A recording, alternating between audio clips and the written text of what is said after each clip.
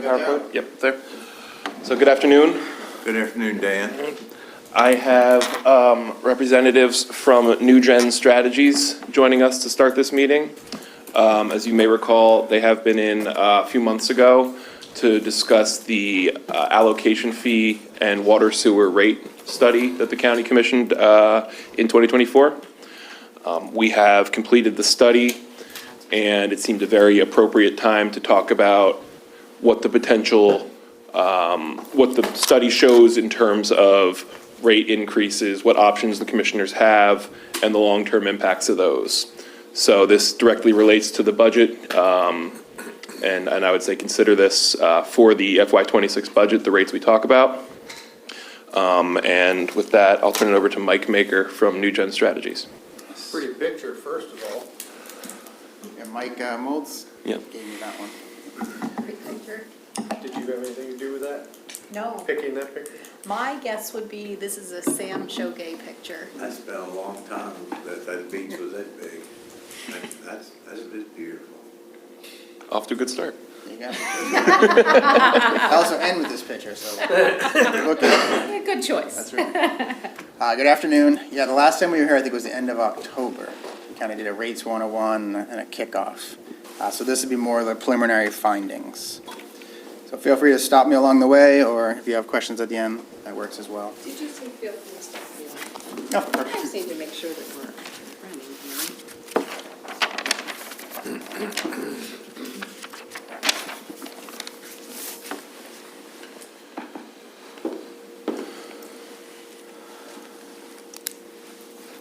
Thank you for letting me interrupt your.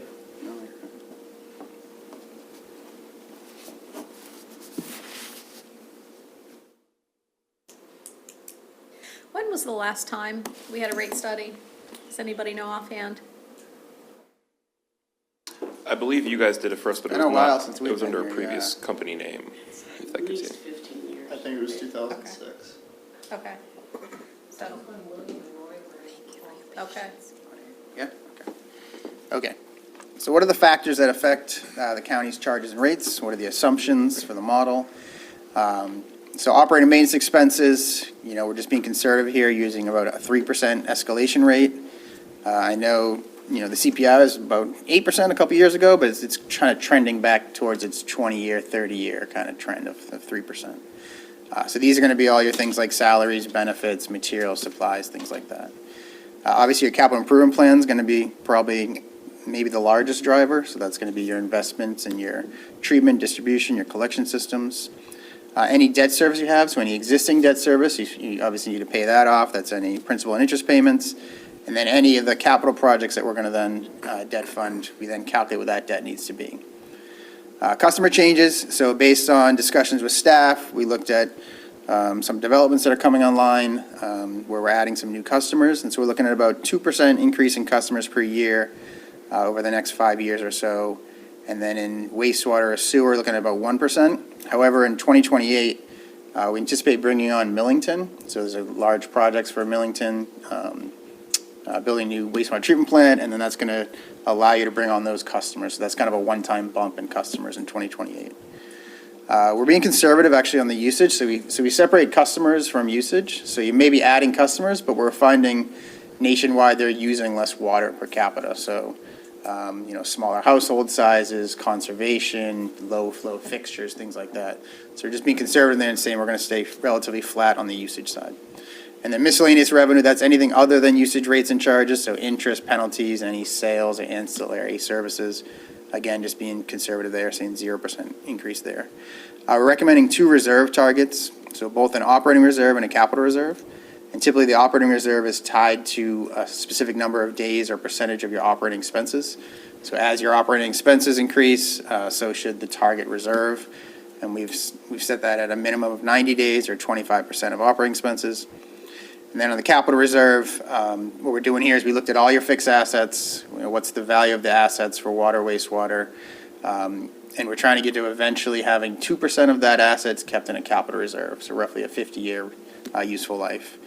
And so for water, that looks like about $35,000 per year contributing to that capital reserve. And then for sewer, since a lot of your infrastructure is sewer related, about $130,000 per year for that. So what are the revenue requirements? This is just a fancy term for the cost of the system. It's the revenue required to be collected from customers. At the base, again, is O&M expenses, so that's salaries, benefits, materials. That's the blue column here, cylinder. Add to that any debt service payments you have outstanding. Add to that any cash funding capital projects. So if the cash fund is going to come directly from rates or directly from cash reserves. Purple being any new debt service. So again, that extends the the payment terms over time. And then those reserve contributions. So we add all that up, that's our revenue requirement. We would less out in the miscellaneous revenues, and so we have a net revenue requirement, and that's what we need to collect from customers. So you have both user fees and you have allocation fees, right? User fees are what existing customers pay, on a recurring basis. Allocation fees are one-time costs that new customers will pay when they connect to the system. So operating expenses, those have to come from user rates. You cannot collect those from allocation fees. Now, capital expenses, they can either be system maintenance, is non-growth related, so just, repairing, replacing the system, or they could be expansion related where they're increasing capacity in the system. Ideally, those could either then be either cash or debt funded, but ideally, the system maintenance or non-growth capital portion really should come from user rates, so from your existing customers. And then those that are related to growth, again, could either be cash or debt funded, but ideally, those should come from the allocation fees, again, those one-time fees.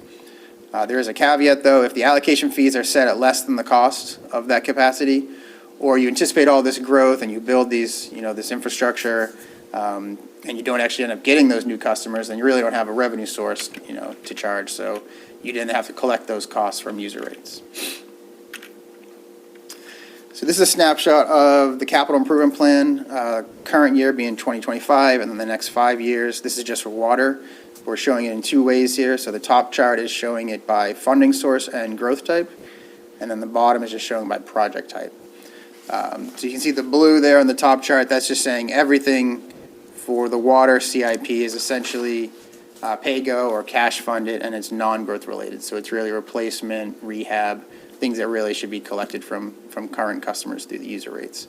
You'll see a small sliver of red there in the current year. There's a little bit of grant funding you got there. If we can get them, grants is the best way to fund, because that means we don't have to pay them back. As you may know, grants are drying up, what we've seen in the past couple of years, so we can't bank on grants in the future. If you can get them, that's great, but we can't guarantee it. And at the bottom, you can see the majority of these costs are distribution, which is just the term for, the water pipes in the ground. So the majority of this is distribution related, a little bit of treatment, and then some other. And again, the scale here, if you look at it, we're looking at about 1.6 million is the top scale on the y-axis. When I switch over to sewer, you'll see we're dealing with larger costs here. So here the scale is 12 million. So a lot of your infrastructure, is wastewater, and it's more expensive typically to treat wastewater and things like that. So we're dealing with larger dollars here.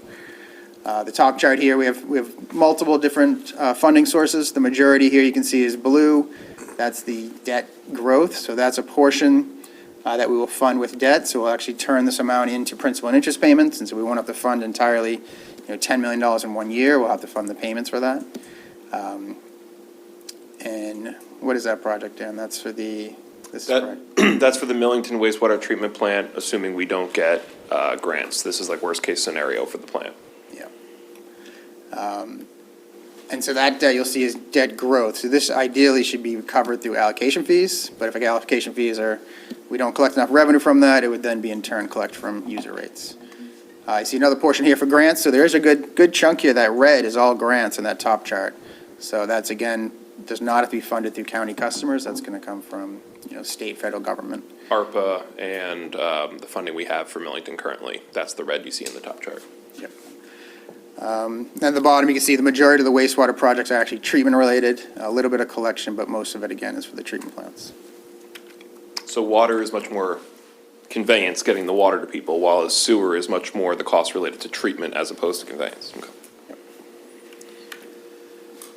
Okay, so what these two charts show here, this is for water. The left chart, and here we're looking at a scale of 3 million on each of these.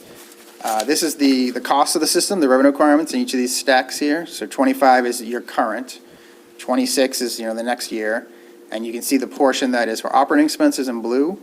There's a little sliver of current debt service payments that we have to pay off. Green is cash funding the capital projects. So you can see that large stack in 2026. That is really driving the need for, revenue in one way or another, either if it's through rates or through a general fund subsidy. This, if you see the note at the bottom, this is just reflecting a 4% increase in rates. So that kind of spike with that line, the horizontal line, there's a light blue line, that's the current revenue that you're bringing in, and then the dark blue line is proposed revenue. So with the proposed revenue, the 4% increase, you get a little more revenue, but the majority of that large spike is a general fund subsidy. And that's roughly for water, what is it, Connor? That's $1.3 million or so? Yeah. So, and then sewer, you're gonna see, we split the subsidy between water and sewer based on revenues received. You'll see the sewer is actually even higher, so. And then how does that affect the cash balance? That's the second chart on the right. So anytime you would have a surplus where the revenues are higher than expenses, you should see your cash balance go up. Anytime it's, the opposite, you see the cash balance go down. The red line on the right chart is our target cash balance, that's the 90 days. And you can see we're not actually meeting that in the current year or next year, and we're just under it in 27, and then we finally meet it. The goal is we set this so that we would meet it by the end of the 5th year, so 2030. So as long as that blue stack is above the red line, you're meeting your target cash balance. And then turning to sewer, here you can see the scale we're working is $6 million, because we're, again, dealing with larger projects here. Again, that green block in 2026 is the main driver for having that spike. So that is all projects, next year that have to be funded one way or another, either through rates or through some general fund subsidy. And so this subsidy is around, I think it's like around $3 million to get to that spike. But again, this is a 4% increase, so it's only going to be 4% on the usage rates and charges, with the general fund subsidy helping pick up. And again, on the right side, making sure we meet that target at the end of the 5 years. This is a history of charges and rates. So you have a fixed charge for both water and sewer, residential, commercial. And this goes all the way back to 2011. You can see what it was and how it's kind of increased. You actually lowered the rates, it looks like in 2015, as you see, it kind of drops down and then came back up. So hopefully the customers appreciated that in 2015. Then you have a vacant lot, they're charged half the charge of a residential commercial, so those are all half of that. And then you have for water, there's actually a usage-based rate for any usage above minimum, so. And so this is what it looks like when you just do the 4% increase across the board. So again, that residential commercial charge, that includes 12,000 gallons of usage. And then the variable rates, so anything you use over 12,000 gallons, you then pay that variable rate per 1,000 gallons. And then these equivalents is just showing you that the vacant lot's half of the charge of the residential commercial. And then sewer is entirely fixed, there's no usage-based. Again, residential, you have a vacant lot charge, and then there's a small business as well. So now moving to the allocation fees, again, these are the one-time costs. These offset the capital costs of the backbone capacity in the system. There's really 3 ways you can calculate these, either based on the historical cost of capacity, if the customer's buying in, the future costs of looking at future capital projects, or kind of a weighted average, a hybrid approach of both. The current fees, you can see they're set up not just by, whether it's residential or non-residential, but if it's an apartment, if it's small business, if it's a nursing home, it's done by bed, if it's large family care, done by child, and you can see the allocated flow in gallons per day and how those are allocated. So it's typical if somebody's to build a home here, they would have 250 gallons per day of capacity. They would pay $4,500 for water, $11,800 for sewer. And again, that's for a new home connecting. That's not for a pre-existing home that just changes owners. It's for an entirely new home built. Our recommendation after doing the analysis is increasing these by 4% per year. So you can see we're kind of not doing it all at once in 1 year, kind of phasing it in over time. But these can be charged up to the legally defensible maximum amount calculated. We're just kind of phasing it in over time. This is what a bill would look like for a customer. It's pretty straightforward again, since everything's going up 4%, the entire bill will go up 4%. So right now, if somebody uses 12,000 gallons of usage, they pay roughly $148 for water, and then $192 for sewer, so about $340. That would go up to about $353, so roughly $13.50 increase. And that's a quarterly bill. That's based on 4% increase, which has Yeah, been so the that'd be a- historical benchmark we've used. Yeah. So that'd be next year's FY 2026 bill per quarter, if you use 12,000 gallons. This is a comparison to some surrounding utilities. So on the left side is a residential customer using 12,000 gallons. On the right side is a commercial customer using 36,000. And the blue is water, green is sewer, and then the total is at the end of the bars. The darker colors are Kent County. So you can see you're currently just below Sudlersville, so near the top for a residential if you're using 12,000 gallons. And that's because all of that 12,000 gallons is included in a fixed charge for, for water and then sewer, where a lot of these other ones may be usage-based. So you can see when we switch over to the commercial and you're going more above that usage from the fixed charge, you go from the highest around the residential to almost the lowest with the commercial. Because then you start putting on, usage charges, which a lot of these other places have higher usage charges. And that was a local comparison. This is a regional comparison, so bringing in some other places in Maryland a little further away. You can kind of see similar examples. So we did look at one other option. If we didn't do a 4% increase, what if we did an 8% each year? And then how does that affect the subsidy? So in the first year, it doesn't have a huge effect. So essentially in 2026, there really wouldn't be a need to change that subsidy. But because of the compounding effect of 8%, 8%, 8%, it does save you in the future years. So you could essentially lower the future subsidies by about 25% in the future years, if you did it this way. So with that, I'll take any questions.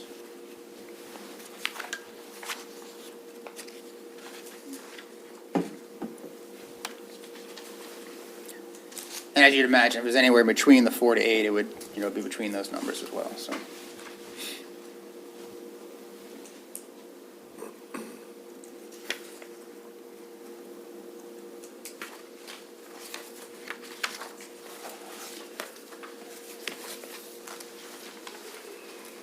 I know it's a lot to take in, so if you have any. To summarize, they looked at our recent year capital expenses, the impact of ARPA and other funding sources we've received, what we currently propose in FY '26, and the rest of our 5-year capital plan for water and wastewater.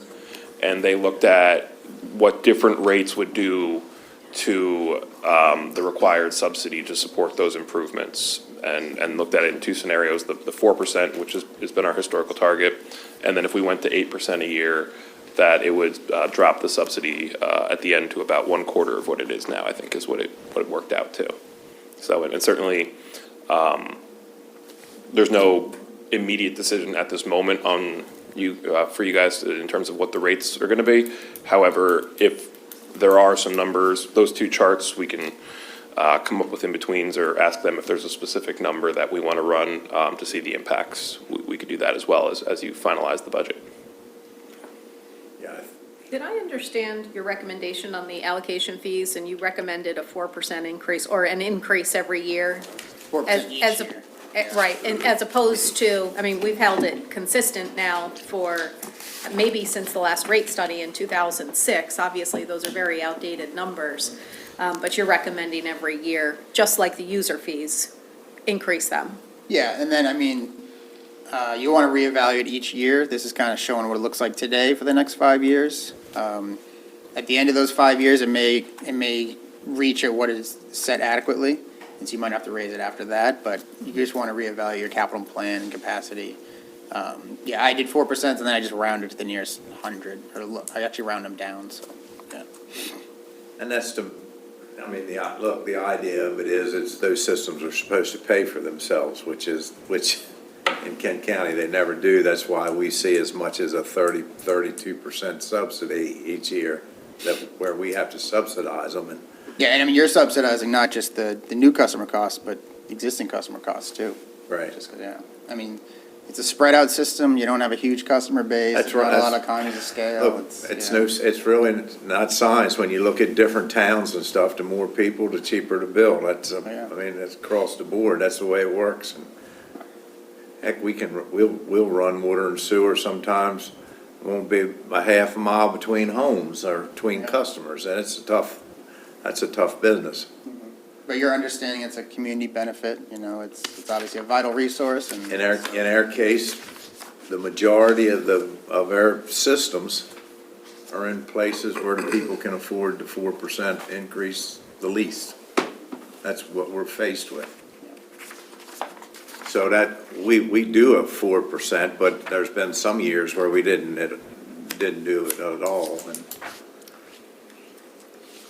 now, of course, we did put an influx of money into the repairs and stuff here that through that ARPA money that certainly helped with, and you've seen the subsidies have come down since then. But it's the same old picture. I appreciate what you've done. It's just, I guess we're gonna have to, we'll certainly take a second look at all of this as we go through the budget, but our budget's probably gonna dictate what we do this year for sure, like it always does. Yeah, I present the facts and you have the tough decisions. Yeah, that's so, right. Yeah, that's the way it exactly. goes, really. Yeah. Can you jump ahead 2 slides? I find this to be maybe one of the most fascinating takeaways from it is everybody here knows that we have high residential rates, but our commercial rates are near the bottom, and that may be someplace that we ought to look. Now, we don't have a ton of commercial in the county, but it does appear to me as though we could restructure to some degree, and our commercial properties are making out well versus the residential.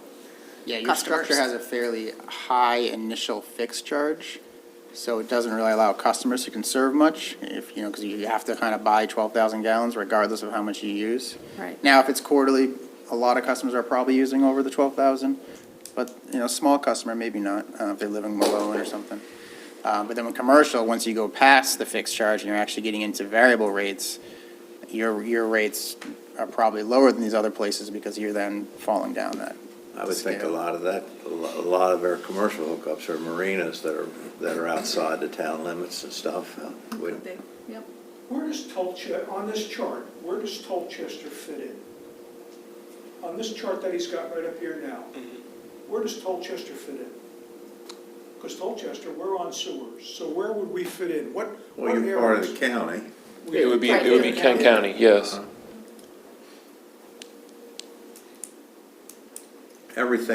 All of our systems are under Kent County.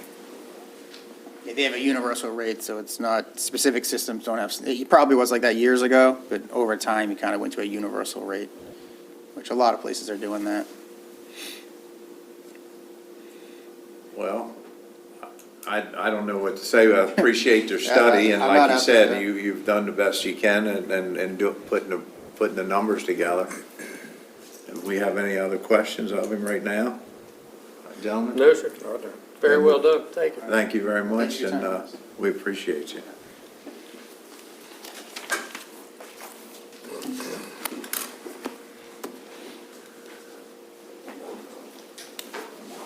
Andy? Sir. I guess you're up. Good to see you, as always. And you have a copy of what Andy submitted for his budget in the front pocket of your binder? Yeah.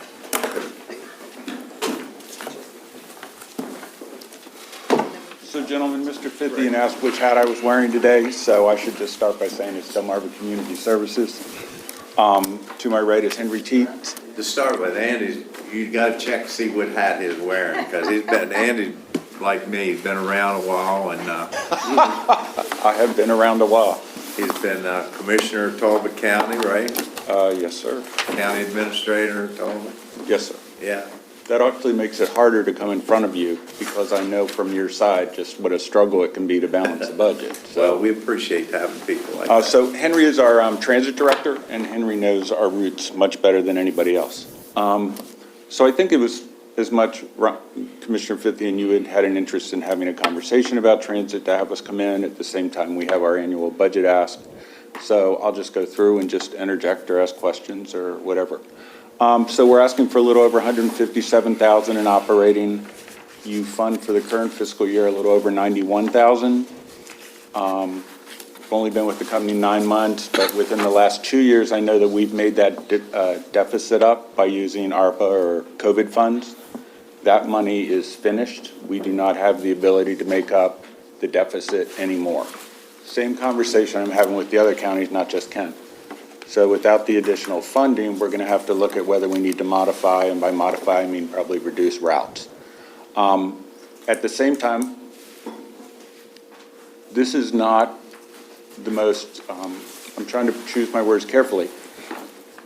This is not your strongest return on investment, dollar for dollar. Rural transit simply does not make money. It is not a moneymaker for us, and you are subsidizing rural transit for your citizens who in most cases simply have no other alternative.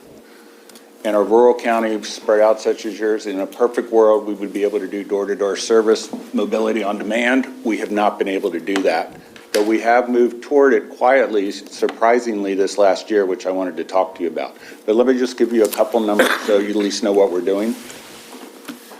So you have 6 routes for Kent County, and your most popular route, we did 3,062 trips. That's the same as a Ryder.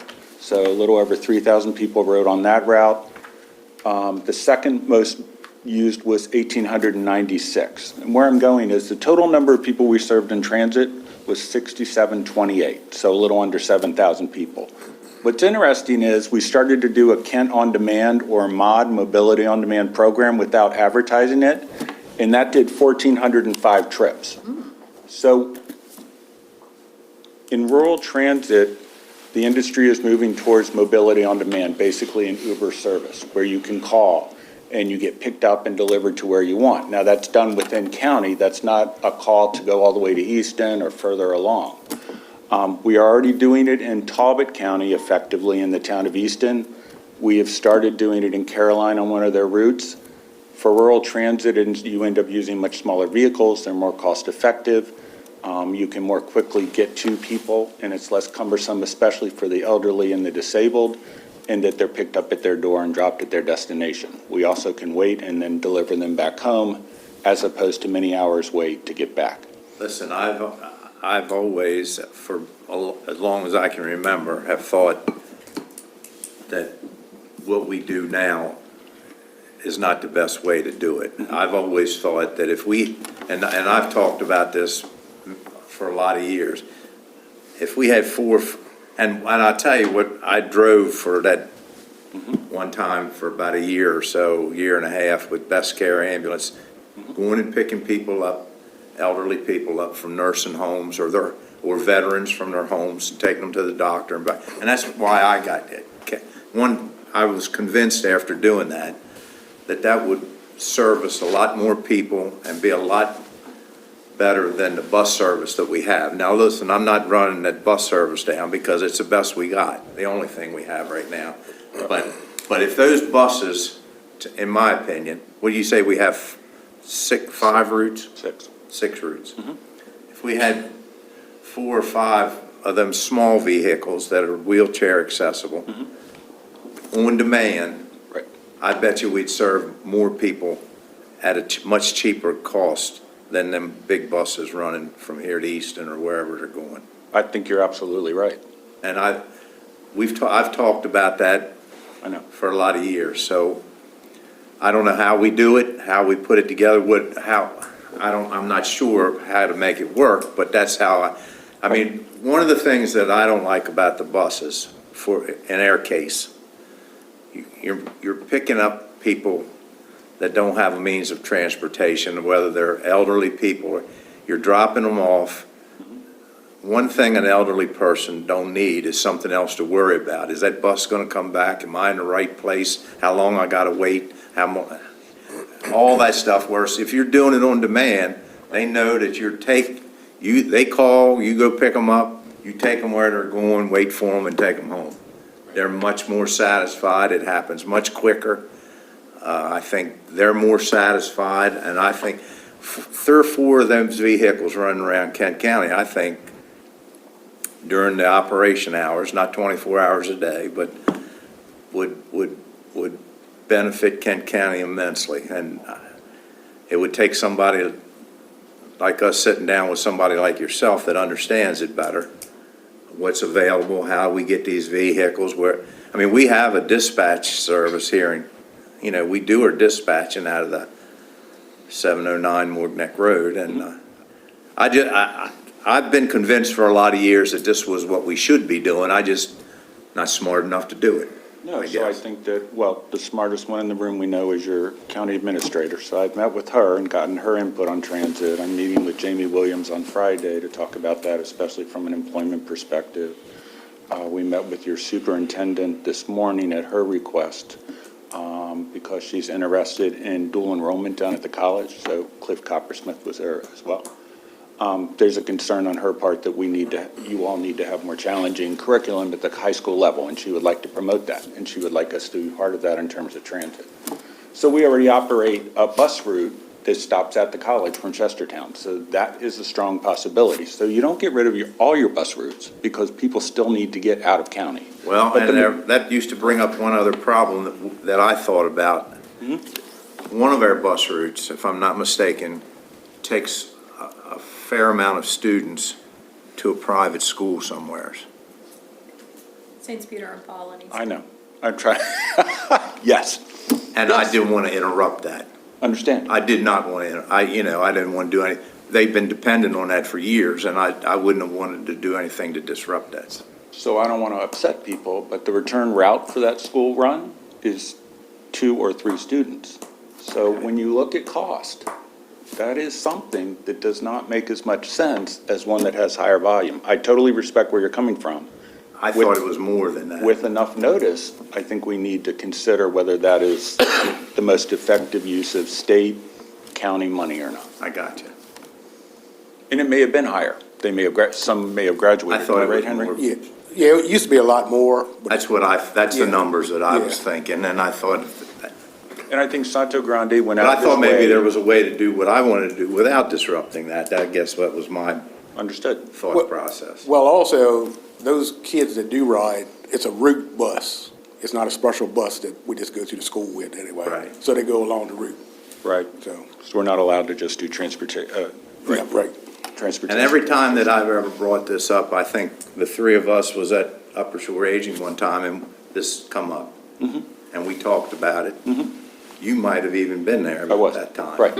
And they were very receptive of that. They thought it was a good idea as well, but Correct. we just haven't had the time or to put enough, we just haven't done it. Well, that's Because fine. it's- I think there's some onus on our part too to do it. I don't think it's just you. Considering everything that the commissioners deal with, I think we as transit people, if you all are interested and willing, need to probably start that dialogue instead of expecting it to come from your end. That's all. Well, Henry's an expert, I am not, but we can have that conversation. But right now, in terms of shifting it, we're at a budget cycle where there's not time. We would need time going into the next fiscal year to set up mobility on demand to a more extensive purpose. I will say this, Kent County is so spread out in terms of your villages and your towns. Yeah. Mobility on demand is primarily within one, I don't want to say urban, but concentrated area, because the key to that is quick trips back and forth, picking people up. I do know that we have been going to Rock Hall and perhaps other areas as well, which is not your normal. But I'm willing to give some flexibility on our part with adequate funding to see just what that extreme would be. I don't know how often those trips would be. I don't. Yeah, so it's an interesting dilemma on your part. I understand that we sometimes have empty buses or buses with only 1 or 2 people on. Typical rural transit, a better operation, I think, is mobility on demand. But that's a major shift and we need some time to do that, but we'd be happy to work in that direction. Makes sense. Well, I'm speaking for myself. I mean, my colleagues are certainly going to have some questions, and I think one of the questions is we got to see how we're floating at the end of this. Unfortunately, I understand. I'd rather just pound the desk and say, fund us, you need to do it. But I know you have competing interests. My job is to figure out and articulate as best I can how to help your most vulnerable citizens. So you're asking for 159 now? 157, 157? 475. And that will keep everything moving for That keeps- another year that while we keeps figure everything- out how we could make it better. Right, and it also allows us, I would like to try to grow the mobility on demand program, and I think we need to do that through active advertising versus just word of mouth right now. But I also expect that number will get bigger, and with that probably comes the need for more vehicles, smaller vehicles and things of that sort. But I think that's a good problem for us to have. The only other point I'll have, and I'll stop, is, and I told Ms. Heller about this, I've talked to Talbot County, and I've talked to Caroline. Right now, transportation in the 3 Upper Shore counties is split evenly on cost, so you all are paying the same amount that Talbot is, and Talbot gets a boatload of more transit than you all do. And speaking as a former Talbot County manager, I'm telling you, you, Caroline, and Talbot need to sit down and look at a reallocation of that. It's not fair. Some sort of a cost share rate. Similar to the college, where it's based Right. on. Population or usage or whatever. Right, so I don't know that the 157 this year will be that high next year if a I know it won't, if a reallocation occurs. Talbot's number will go up, I've already talked to them about that, but Ken and Caroline's number should go down because you don't have as much ridership or as many routes. But right now, y'all are paying the same. I wouldn't have taken this position when I was with Talbot County, but now I can tell you, it's just not, it's not fair. Henry, did you want to add anything? Unless I got some questions. Okay. Because I mean, you know, when you, some of those buses are going as far as Easton, I guess. Absolutely.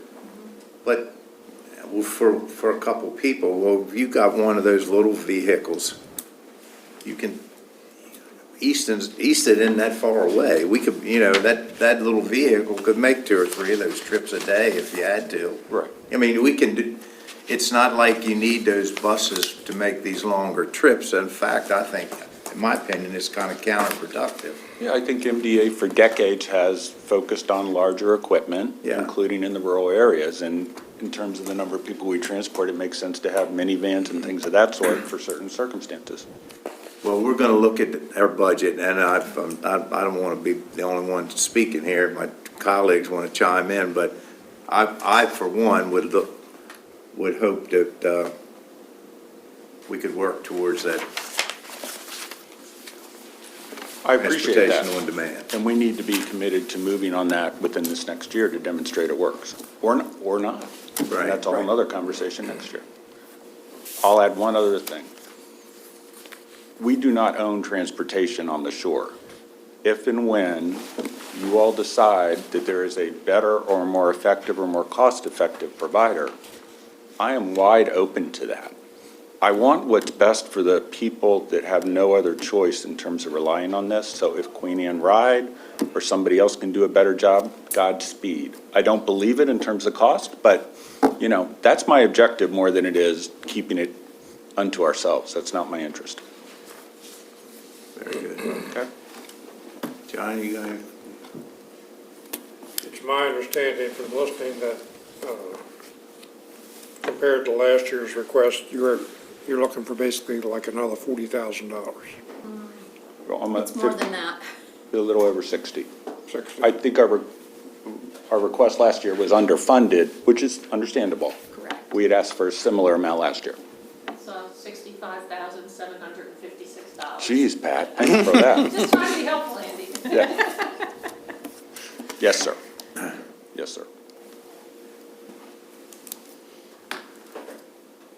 We will be in It's fine. touch. That's fine. Thank you all very much. Thank you. Appreciate it. Thank know- you. I appreciate you coming down and, I know it's a struggle. yeah. And you and I were having a little conversation earlier. I mean, obviously, no one's absent from these cuts that's coming from a lot of different directions. Correct. We're already seeing them at our level. Absolutely. Yeah. 100%. And I expect more to come. My other fear is if and when they get over to the transit transportation and transit, if at the federal level they look at what's a lost leader, it's going to be rural transit. So my fear is that that grant money could even become more constricted. Don't know. So it might even be beneficial for us if we're gonna be in the transportation business to try to scale down and do something that's a little more efficient here in the county. Correct, I think I told somebody it's like grabbing Jello right now, you just don't know. No, I hear you. You don't, it's a very, very hard way to run a business or a county government. Understood. Well, thanks a lot, Thank Andy. you all very much. Yes, Thank you. Thank you. Thank you all. Thank you, Pat. Okay. All right, is that it? So can we get the R drive? So I thought we'd start by just looking at the overview again, which you had in your binders while we get it up on the screen. So, Pat, have a microphone over there? oh, yeah, I'm just not standing in front of it. Okay, I mean, you can move it, I'm just, Oh, If where not- will I not be in your way?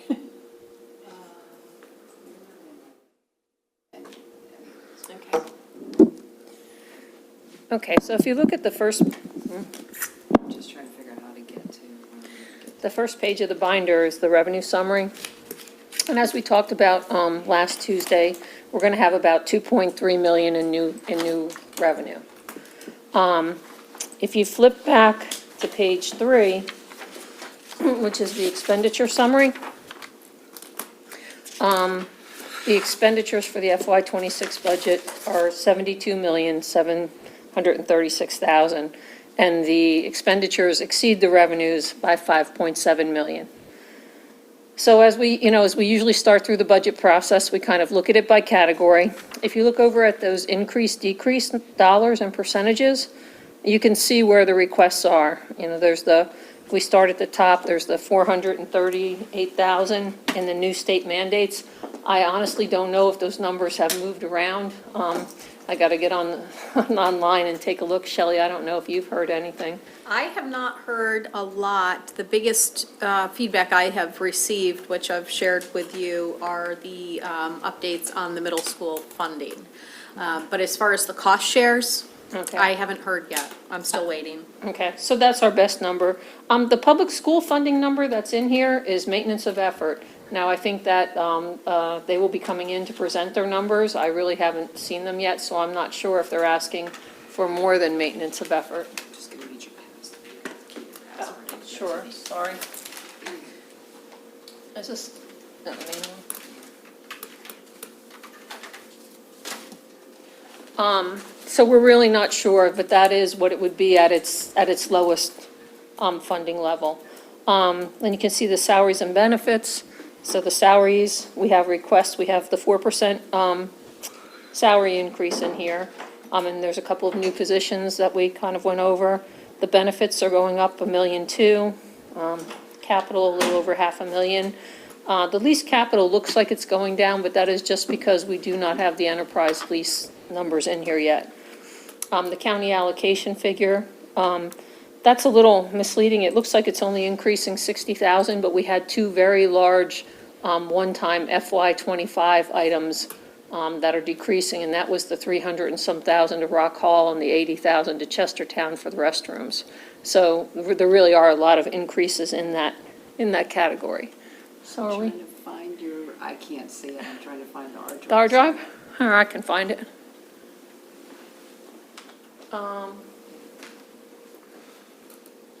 You want me to? Yeah, I just can't, I'm sorry, I Drive? can't That's read okay. it.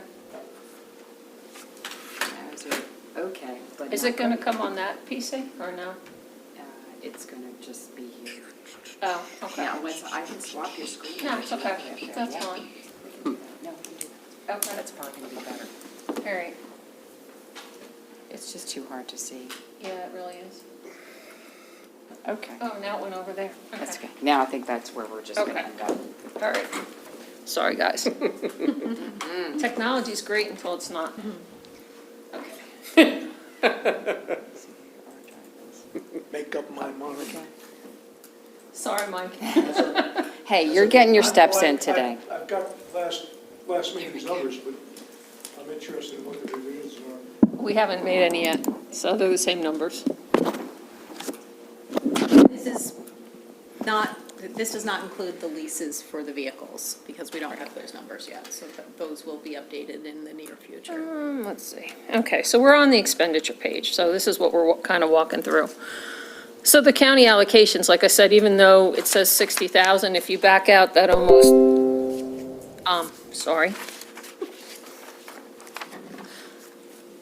You've been gaming. No, but maybe it's trying to tell me something. Maybe we could make some money for the county. What do you think? So there really is about $400,000 or $500,000 of new requests in that county allocation number. The operating categories are going up just under 700,000, and the transfers 930,000. So usually what we do is we start category by category.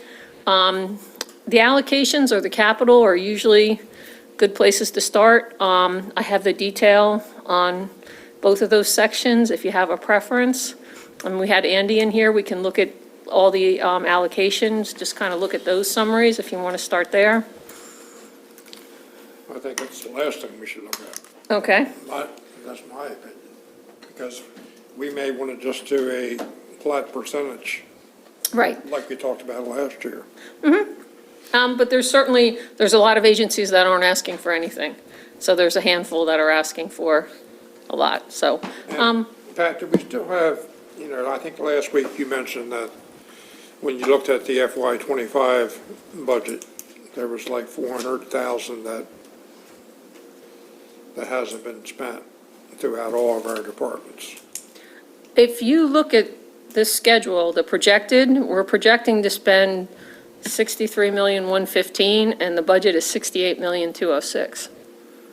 So we're expecting to come in significantly under budget this year. So is there anything that we should maybe consider implementing? So we have reached out, Shelley reached out to the departments. Shelley, Sort of a spending freeze or?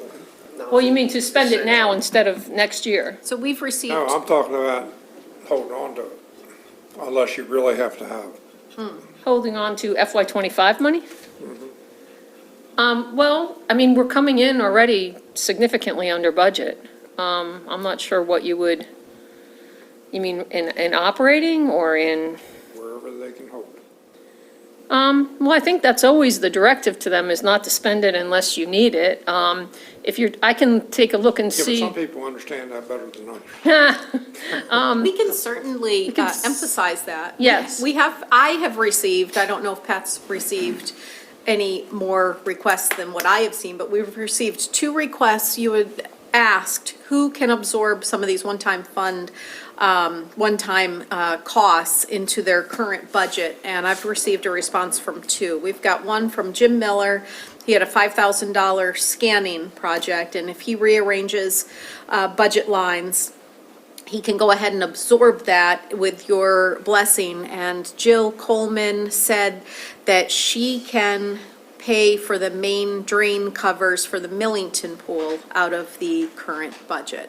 So there are those 2 requests on the table. Both of those are smallish dollar value. How do I stop And that's it? not exactly what you're asking for, but I did want to put those on the table. I'll tell you what Because else I it's tied think we to gotta, your, Yeah, so we it's gotta in talk the, about, which will make there's us, notification somewhere. Oh, just turn So this we- down. yep, Here, that's what I was can gonna do do. is these large capital projects, like the school. Just turn it all the way We no, down. now know that's what crossed funding out. is Just gonna split be. it all. Yeah, just pull it I all the mean, way or down. is there anybody is anybody serious about building a middle school? I mean, those kind of things, As long as I it doesn't think, mess- need to be ruled in or out. Because with them, you can say, well, we'll borrow that money. Along with borrowing it, you still got a payment each year, which is gonna be on top of what your requests are. So some of these big projects, we gotta decide what we're serious about or what we ain't serious about. Yes. I mean, does that make sense? Because, you know, if you're talking about building a middle school, for example, there's no way you're getting out of that without $700,000-800,000 payment a year to pay for your share of it. So you can put that on top.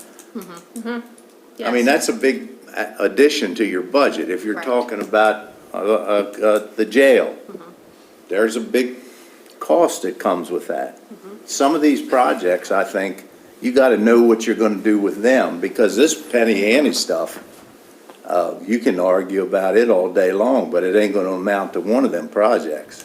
And I would recommend, now would be a good time to start reserving funds out of fund balance for these larger costs, not to be master of the obvious here, but the more you put down on it, the less your debt service is gonna be. So if you put down $10 million in one of these large projects and you only have to borrow, depending on which project, let's just say 4 million, your debt service or your recurring charge year over year is gonna be a lot less. So instead of, you don't wanna spend down the one-time money just to spend it down. Really, what we need to start doing is reserving that money so it's set aside. It's not in the fund balance anymore, let's say. We gotta decide what we're serious about and what Correct. we're not serious about. Correct. Because we could waste 2 or 3 months here picking and choosing what, I'll take 10,000 off of this or 5,000 off of that. But one of those big projects can wipe all of that out. And are we serious about it? And if we are, then we got a plan for that. Exactly. And the one strength we have entering this budget year is the strength of our fund balance. So if you look at the screen there, we're projecting to end '25 with about 18.2 million, and 4.7 million of that is the target. I'm sorry, we're ending with 22.9, just about 23 million. So we're going to have 18.3 million above our target. So we really do have a chunk of money that we probably do need to talk about. And, right, maybe capital is the place to start.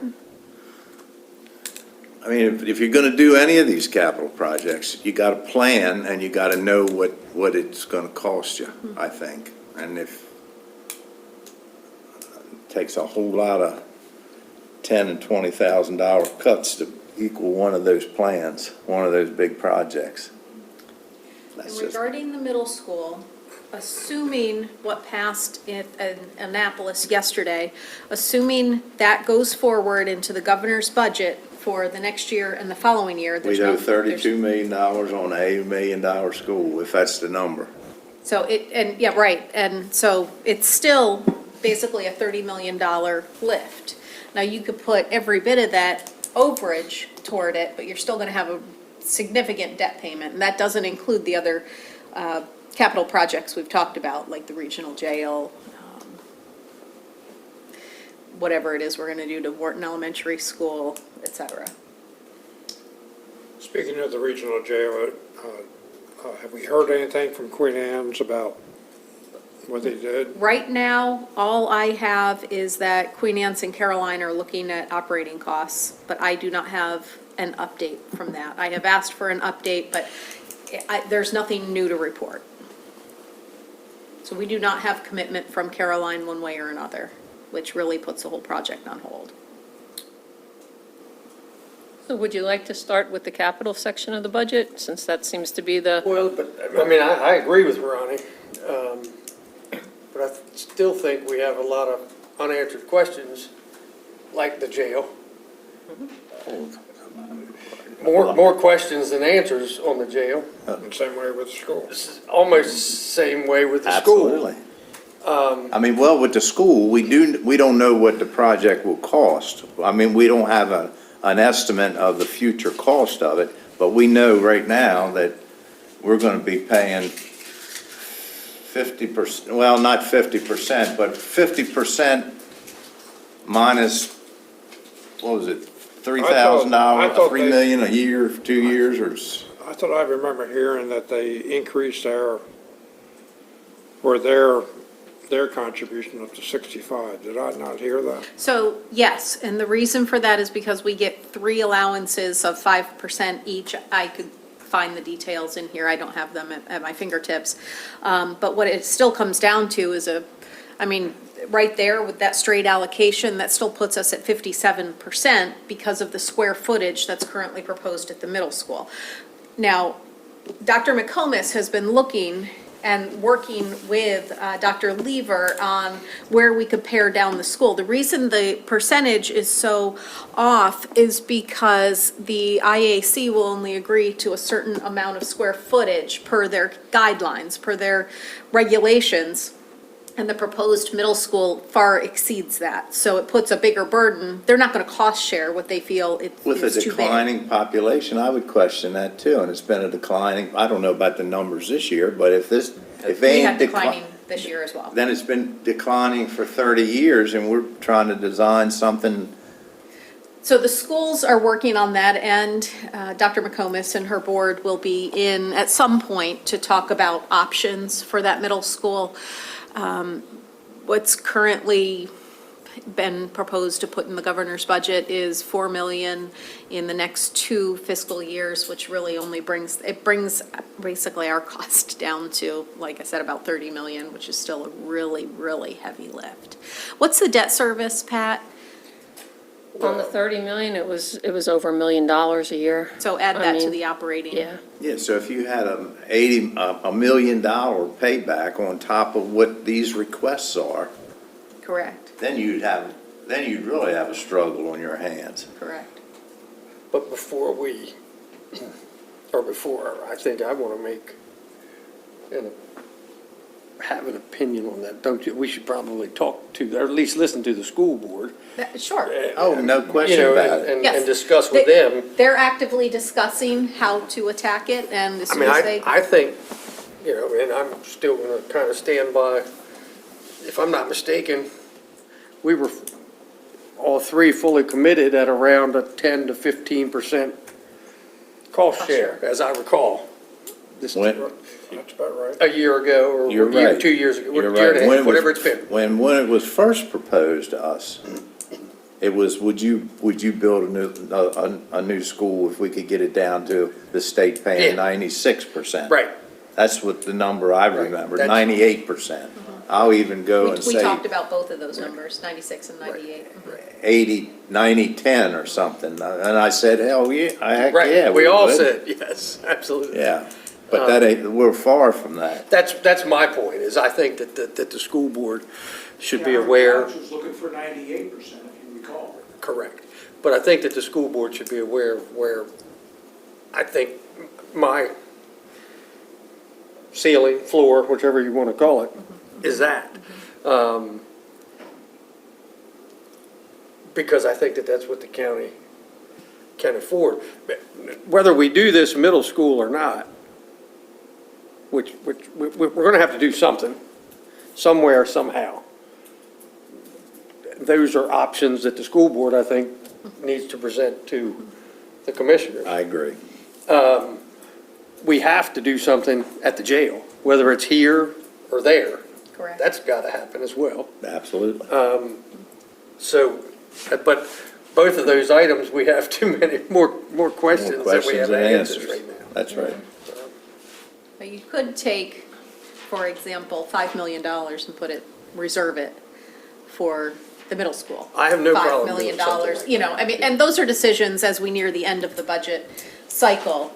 You can look at what we have as our target, or our likely fund balance, and you can start earmarking I have no that. problem at all doing something like that. Yeah, I mean, you can attack it from either side. You can balance the budget and then see what's left. And then when you have that pot of money that's left, you can decide how to allocate it. Or you could decide if you really had firm belief in which projects and how much. Listen, when I brought this up, I just wanted to put it on record that these things are hanging out there over our heads, are just big decisions we gotta make. I have no problem with going through our budget and saying, well, you know, we can afford to cut this back Right. or that back. Right. I mean, but these big projects, they're gonna make you do a lot of thinking. And the more you strap yourself to some of these bigger projects, obviously, the deeper you're gonna wanna cut into this stuff. So do our roads need fixing more than we're willing to put into the road? I don't wanna see us destroy the operation of Kent County thinking that we're gonna do one of these projects and then we're not gonna do it. And I don't know, it's just, it's a lot to think about, isn't It is, and something that you can't lose sight of is if it's a bigger building than what's currently in existence, or there is new technology in there, it's going to cost more to run. So not only do you have debt service that's going to be going into the operating budget, but you're also going to have higher operational costs. And we're in pretty strange times right now. We're, you know, was we just don't know getting- what's gonna happen on the federal level, Mm-hmm. and we never know what's coming out of Annapolis. Things change on a yearly basis. We've been pretty good at making sure we're prepared for next year. I hope we don't lose track of that somehow, and putting some money aside, that's a no-brainer to me, absolutely. I didn't mean to disrupt the conversation, but those items are out there, and they're a big part of this budget. All right. So maybe I can give a little bit of good news, and the three of you know, but for anybody, the whole world that's listening, because our meetings are so important, I'm sure we have lots of people listening to our meetings, is the school system did get $150,000 to help with the maintenance costs of the I middle just school for started this to ask coming you year. that question. I read that someplace, they got $150,000 to put towards renovate, Whatever- repairs and whatever- maintenance of the whatever middle the- school. Exactly. It's yes. earmarked for the middle Yes, school. correct. Gotcha. So I think the state is hearing us on some level, and that's a pretty big commitment, in my opinion. But it's still the bottom line of the I mean, numbers. out of a $67 billion budget, Yeah. that's, But it could have been zero. I understand. Could have I'm been kidding with zero. you. Right. So would your preference be to start balancing the operating budget and then see where we land with fund balance? We gotta go at all, I don't care, we're gonna go through the whole thing anyhow, whatever you all wanna do, whatever you think's the best, I don't care. Well, the sections that we have today, we need to schedule a private or a closed session for the personnel request, so we'll have to pick a week to do that. So the sections that we can look at today are either allocations, capital, or operating. Or we just- could look at the new positions, that doesn't have to be, if you're interested. Yeah, they're not in their books. Oh, okay, never Yeah. mind, we will. But we could talk to them, I mean. They're there's- pretty easy. They're actually, We will fund everyone you have in here. they're actually in the other books, and we could if you want to. There's really two requests. Right. There's the EMTBs, there's 4 EMTBs, and we happen to have the subject matter expert, as Jim says here in the room. And the other one was for a school resource officer. So there's really a request for 5 new positions. And that was for the Galena Elementary School. That was for if the I'm not Galena Elementary mistaken. School. That is correct. And I certainly understand the logic behind that, because they are sort of away from, And there's a huge variance in the cost. We're looking at scaling that number back. If we can find somebody that is retired, who doesn't need health care, it's a much cheaper ticket than if we have to hire somebody that's not retired and needs health care. So, there'll be a spread in that number. I understand the logic behind it, I don't know if we can afford it, but I understand the logic behind it. Yeah. And the EMTBs, if you have any questions about the needs for those, like I said, we have Pete sitting in the audience today. Pete, why don't you just for sake of teaching us something, explain to us how the operations operate real quick, and why you need this extra EMT. What we're finding is, I think the year before last, EMS came to you requesting 4 EMTs, and they were provided 4 part-time EMTs. And what we're finding is the relationship that most all the EMS personnel have is secondary employment in other areas. And we're having trouble filling the part-time positions with available people. So we have positions that go unfunded. We're ending up utilizing our personnel paying overtime to fund scheduling around the clock. And we know that we're anticipating calls to go up somewhat in Betterton. Luckily, it's not that much. We're covering it now, but it's going to go up a little bit because we would be staffing that station as well. Do you know approximately how many calls, Pete, that we're anticipating in In area? Betterton? Yeah. I can get you the exact number. It's, again, I'm going to say it's under 200 a year. It could go up, it could go down. And it's not specifically for Betterton, they're call areas. No, I understand, yeah, I'm in that call area. So we have full-time, 24-hour-a-day coverage in Galena, Rock Hall, and Right now, Lynch. Lynch. Lynch. So Lynch is moving to Chestertown. Right. I live in Steel Pond Neck. If I have an emergency for me, how long will it take someone to get to Steel Pond Neck? If they're in quarters I'll use Chestertown, it would add about 12 minutes to the call. That's if they're in Chestertown. If they're in Betterton, of course, it'd be a lot closer, same as Lynch.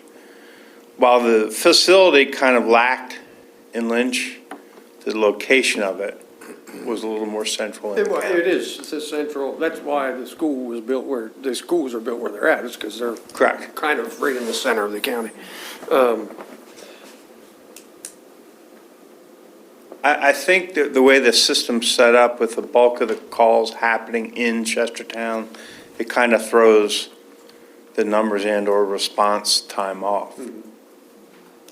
But there is a longer response the further out, whether it's I mean, it Eastern only Neck makes sense. Island or Gulf. But what do you think, I'm just, Betterton, it doesn't matter, ball field, I'm saying Steel Pond Neck, but, are we 15 minutes from a response, or are we 20 minutes, or are we 10 minutes? And I know it depends on but if there's an EMT in Galena. I'd say within 15 minutes. Okay. In Betterton, well. And that's rural. but Yeah, that's- absolutely. That's running Sure. code, which, Yeah, depending on the call, you don't necessarily want Absolutely. to be doing. Yep. And we're lucky that a lot of times the sheriff's department responds as well, or they have the ability to get there just as the state police. A lot of our law enforcement run on the medical calls. Explain to me one more time, just our involvement in Betterton. Are we putting some of our paid EMTs and paramedics down there? That was the ask from Betterton Volunteer Fire Company. That's our Right, I remember plan. when they, I just requested Betterton does not have the money to pay for the facility to be renovated. So that's going to be an ask that you'll see come through. they want to put a place at the firehouse. They're going to renovate their Bunk room. bunk room. As it stands right now, it's not really habitable. And how's their phones? as I understand it,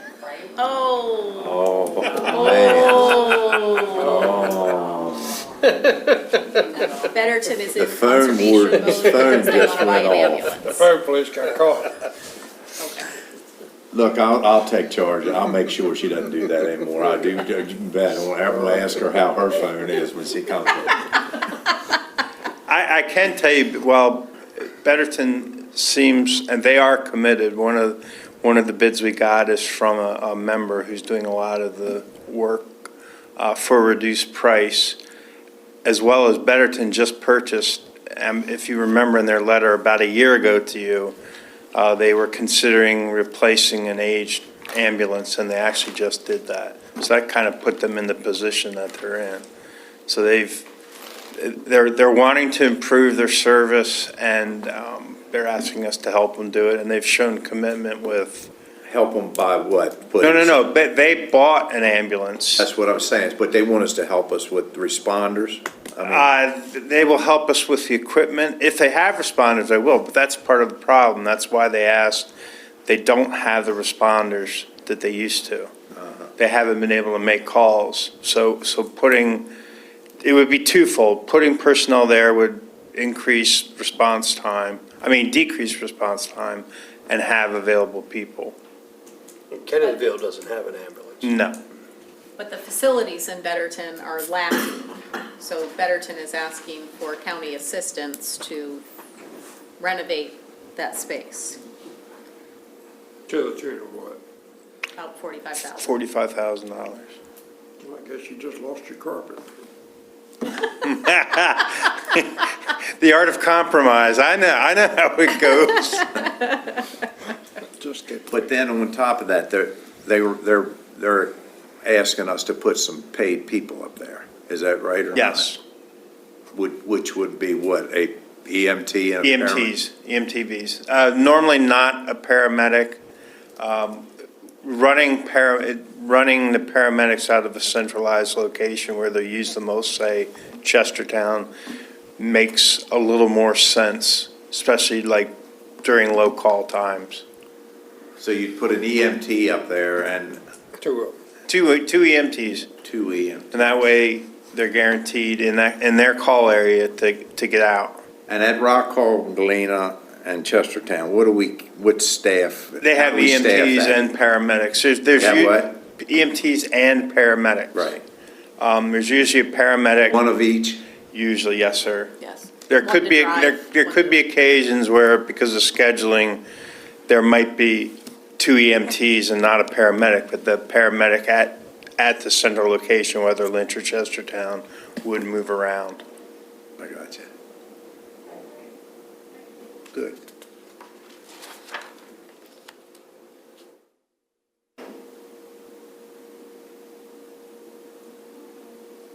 Any other que, You answered my questions. I appreciate it. okay.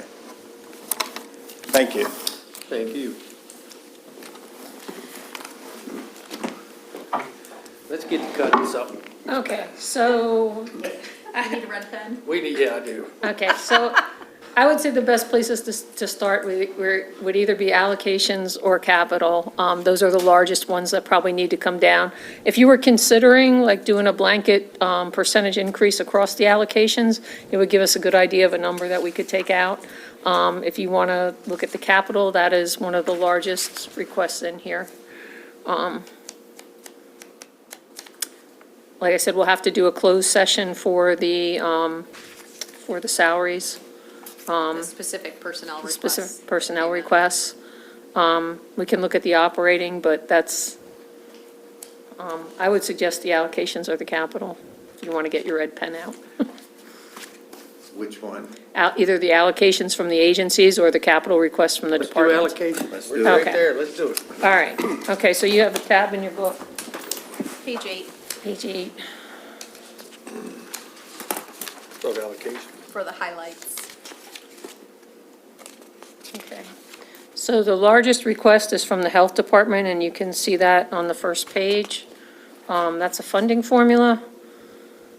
There's a chance it's going to go down, the state funding, so that would have our funding go down. The state funding is going down? Well, the formula is a percentage, like the state determines what they're going to give the Health Department, and that becomes 69% of the funding, and we have to pay the other, like 31, 32%. So if the state funding goes down, then our share will go down. I have no information, but they thought, their best guess was that that number could go down, the Health Department staff. These are the details, so. So, And I think Pat mentioned this last week, but it's very deceiving when you look at the overview, because the town of Rock Hall and the town of Chestertown were one-time funding requests. So even though it appears as though the allocations are only going up $60,000, they're actually going up significantly higher than that. So if we walk through it, we can look at the areas. So the Health Department, there probably isn't a lot we can do if the state does not change what it's funding to the Health Department. We are going to be required to pay that $1,159,000.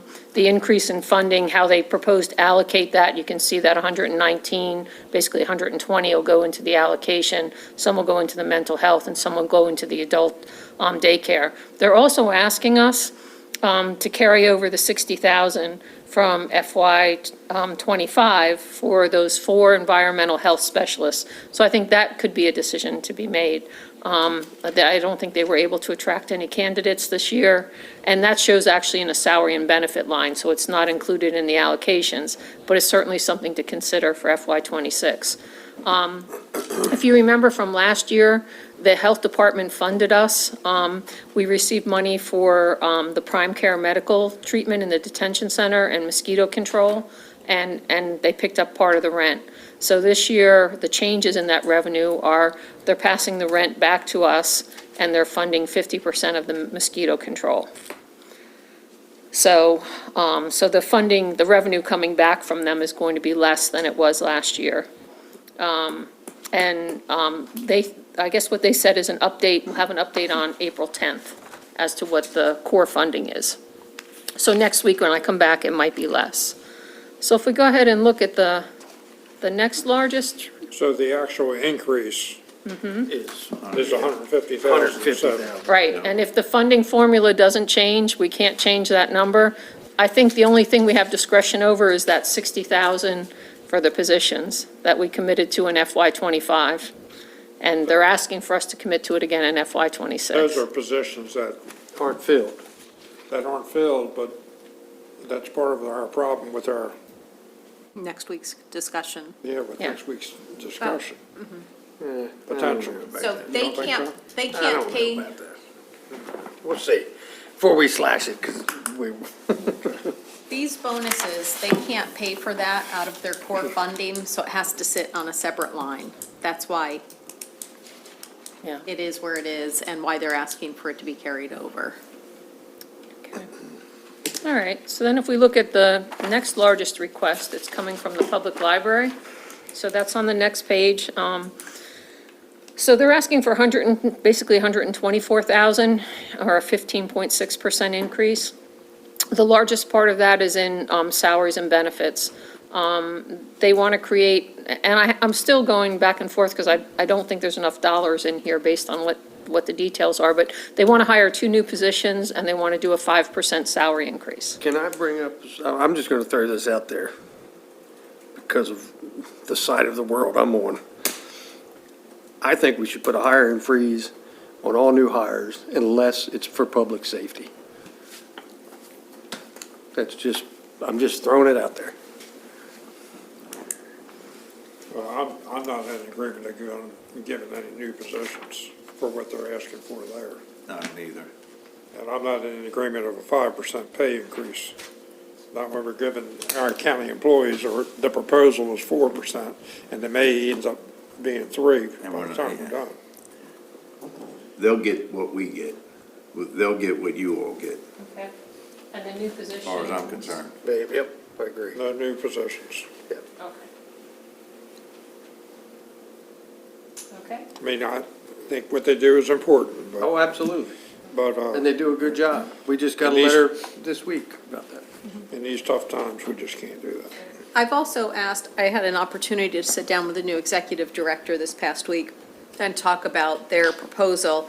And I explained to him that if some of these costs, which they are one-time, can they pay for some of those out of their fund balance? And if not, we can categorize them differently than an increase in operating. For example, the security cameras, the $15,000 for security cameras. They don't need that year over year, they only need that in 1 year. So he is looking at the budget and will make recommendations based on, And right now, as it sits, they are increasing their use of fund balance by 15,000. So maybe he heard that request, and that's because the cost of the cameras is 15 and the increase. So when you look at those lists of offsetting things, those two would offset themselves. If they're planning on using that fund balance increase to cover those cameras, maybe that's their thought there. I think they answered a question for me too, and maybe I missed something, but I do know that we pay the rent for Galena Library. It's in their, yes, It's in their budget, but it comes from the county. I mean, it goes into the pot, you know, It's they, not- Okay, well. we have a large I'm not, percentage. I'm not really even talking about that, but when, I do know that their budget, they pay, what happened when they went to Rock Hall? They never come in here and asked us for any rent money that I remember. They absorbed that out of their budget. I don't remember them asking either. I think they absorbed it. I was gonna say, I'm looking at so on page Or did 15, they get charged? and there is the detail. Yeah, they Let's moved see. from uptown. I know, but to Ah, the town, wrong right? slides. The town didn't give it to them. Don't think so, okay, that's all, I don't know. I don't think so. I don't think so. I think they pay for it. Because the town didn't own that building. I mean, Okay. That was, Oh, I thought- my daughter was had a hairdressing business in there one time. That's right, I thought they were moving somewhere else, you're With exactly the- right, Brian, I'm sorry, Their yes. office rent is going up slightly from 36,900 to 39,000 in their budget request. So it's a very, it's a relatively smaller increase, but there is an increase, and that's on page 15. But I can assure you, they're not renting that building for $3,000. That one down Rock Hall. No, I wouldn't imagine. I can get the detail on that for you. Well, I was just curious that I remember when we had discussions years ago about the Galena branch, and we chose to help with then I thought, when I heard they were negotiating in Rock Hall with that building, I thought, well, they'll be certainly coming in and ask for rent money, but I don't remember. They didn't. They didn't. I didn't think they did. No, I can check on the status of that, I'm not sure. So the library's fund balance, Yes. that money, like the school system, they have a fund balance. Correct, and it's So listed there. where did this money come from? Was it donations or was it county money too? All of the above. All of the above. State, federal. It all goes in one pot, it's not separate, so they fundraise, they get money from us, they get money from the state, I think they get some money from I the got a feds. Friends of the Library Yeah, that raises money. Once in a while, I don't think it's on a regular basis, but Well, to me, that, going back to the list they have here, the health insurance, because these are county employees, No, no. they are not county employees. They are their own entity, but they also use the same health care that we do. They use Legit Health. But that's coincidental. They could choose any health they want.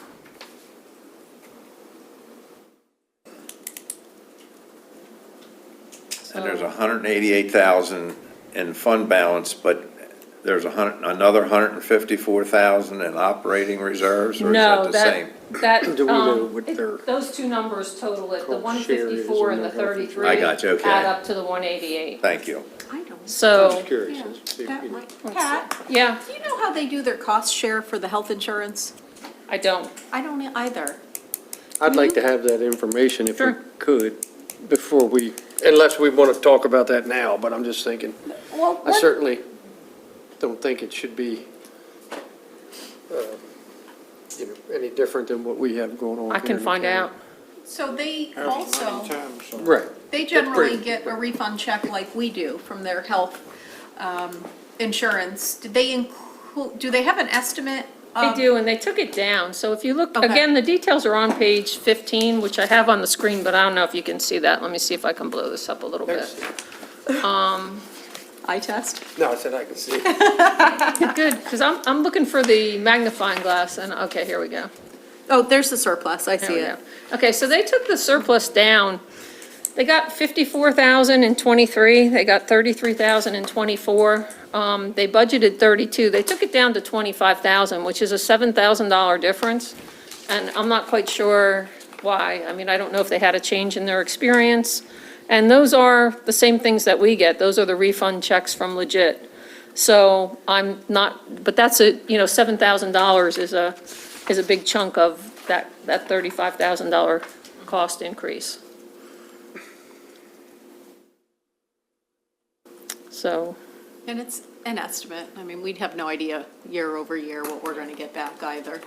right, we usually average it out, and ours is, we've been having good results with ours. But it looks like their health insurance is going up, I'm not sure what their rate increase is. I mean, you heard about ours is right around 17%, or 14 or 15, I think it came down to. But I can find out about the rent, and I can find out about the cost share on the health insurance. Any other information you'd like about the library request? I don't think they're scheduled to come in, are they, Sandra? Not yet. Not yet? Okay. The only people that we had on the schedule was Mr. Hollis and Ken Collins. Okay. They are coming in. When I spoke with them, they just hadn't made the appointment yet. So you will be hearing from them. Okay. So Pat, we can take, for one thing, the 65,000 that can come off of here for the new positions, right? Well, and you, the only thing you want to leave in is a salary increase equivalent to county employees, is what I thought I heard you say? Correct. Yeah. Okay.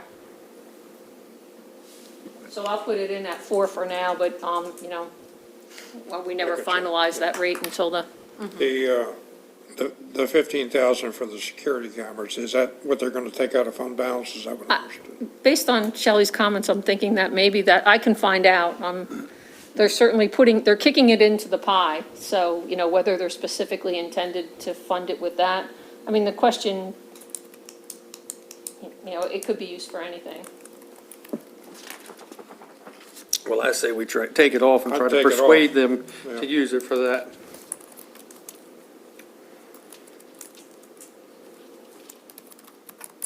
Okay. I think, The book court.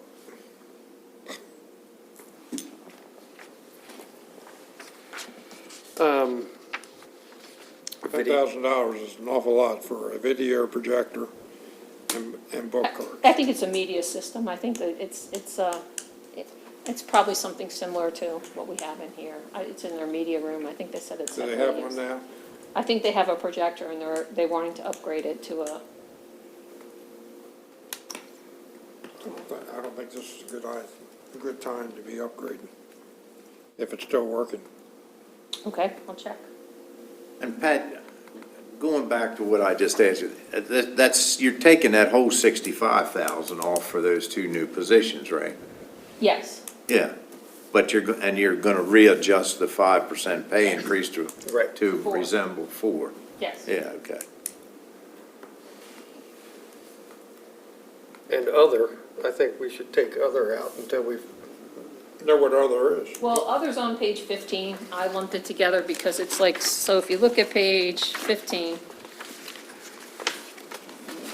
on the page numbers are on the bottom there, there's a very small detailed schedule of line by line. They don't strike the variances for you, but if you look at it, you can see where they are. So like, the first line is the salaries, it's going up from 685 to 750. Then there's the health insurance. So the other is down in categories like the repairs and maintenance, oh, that's camera, sorry. Looks like their unemployment went up. Their unemployment went up, the rent is going up slightly from 36 to 39.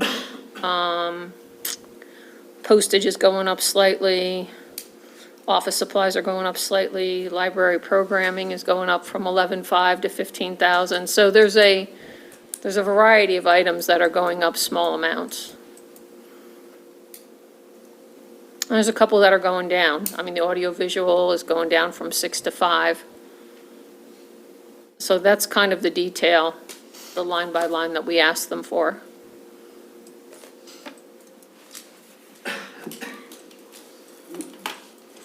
And, you know, it may be easier once we get through this, if you are going to land on an overall funding percentage, not to even worry about the detail, but just if you're going to set an overall amount, then they can put it where they. I agree with Albert, we should cut the 8,258. Okay. I mean, they've got a nice little fund balance there.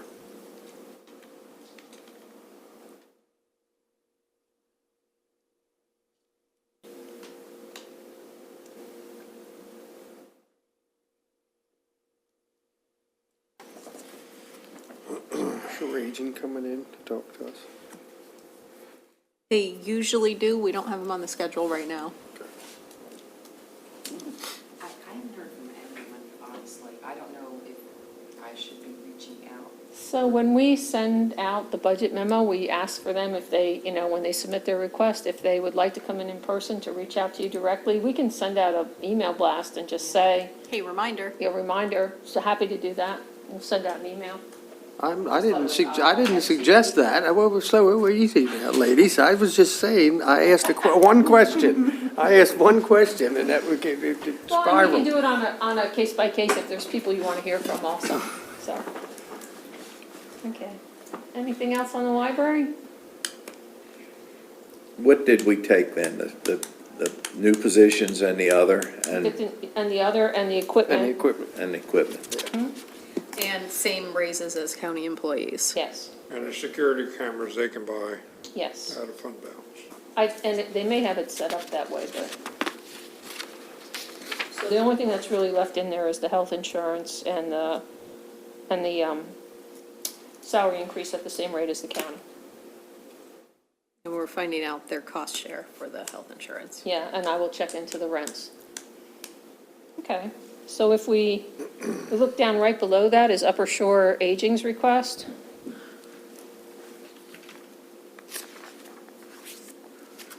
And they're asking for 116, I think. Let's see. And if I understand it right, they're really not asking for anything in addition, are they? It's because aren't they didn't I read someplace where they're being cut that much? From the state level? I would say that's probably accurate based on the page 18.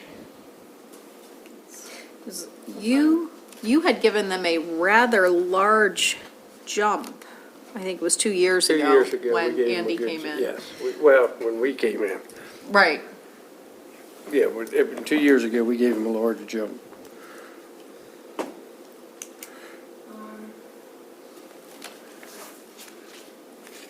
I don't think there was a mention of funding cuts from other agencies here. No, I think it was an email. I read someplace where the Meals on Wheels were gonna be cut, I thought, but I could be wrong. I'm pretty sure Herbie saw me, I know he And their saw me state funding number somewhere. is going down Where we on last page seen it. 18. The So, last time I talked to him, he called me at the house one day and talked about that they were seeing some cuts, but I don't remember what. Yeah. yeah, Didn't we So just- there was a notification that came in from Herb in the budget analysis on the Maryland Department of Aging budget. And it went through, 2.5 million cut is 18% of our budget. And if each agency took an 18% cut, the funding cut to Kent County would be 28,800. I don't actually like cutting people like this, but when we're not the ones that did it, they always come to us to make it up. Man, they ought to put the blame where the blame goes. I mean, if the state or the feds cut them, by God, they ought to be calling the state or the feds. well, and We got to get away from this thing because there's going to be I don't think the cutting time is over yet, and we're going to be asked to make it up every time you turn around. well, it's a 31% increase. So, I mean, it's, and it's Right. mostly in the meals and the delivery costs of the meals, but again, Didn't we approve contingency money mid-year for Herb? It had to do with meals. There was something. I don't have the I almost think it was contingency. 50,000 then, I can pull up the, that we, gave him so that he could continue feeding the seniors that need it. there was a request. I don't remember if it was fund balance or contingency or what, I think it was contingency. I believe. I think it was too. I want to say it was probably 4 or 5 months ago. Yeah, it wasn't that long ago.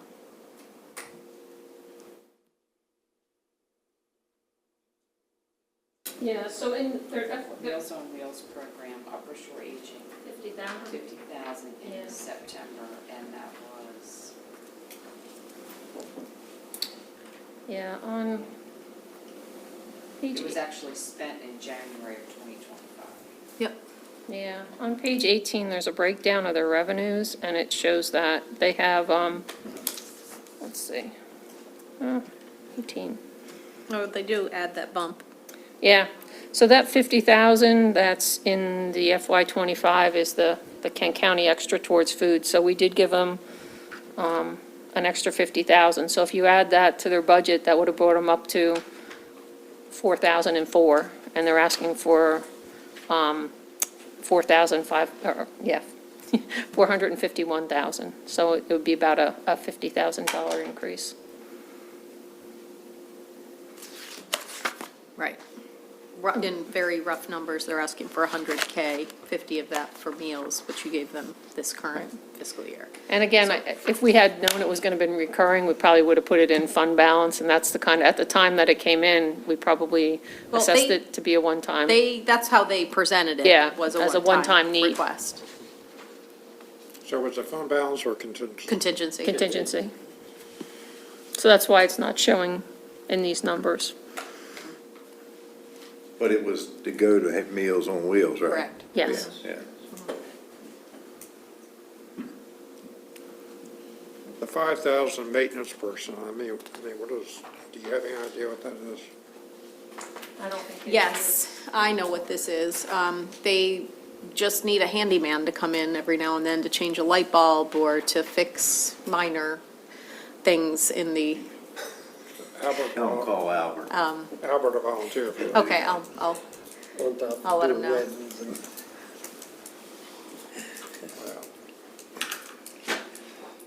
they said sometimes the folks that work there can So that's a handle, new, that's new.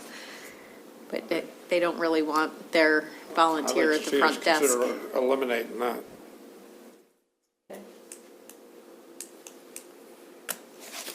We said no new positions, didn't we? Look, I like, I mean, I don't know that I have an appetite to cut meals from people that need I it. don't know. I think the rest of what they're asking for, I feel like we should probably If we can do it right now, I'd give say. that to them if we can. If we can, yes. Okay, so just the maintenance person. All right, and next one is Delmarva Community Services, which you just heard about. Oops. So it's $65,756. This is a 71% increase. I think Andy's comment about maybe a tri-county conversation about the cost share for this probably would be. Definitely. Give me a moment on that one.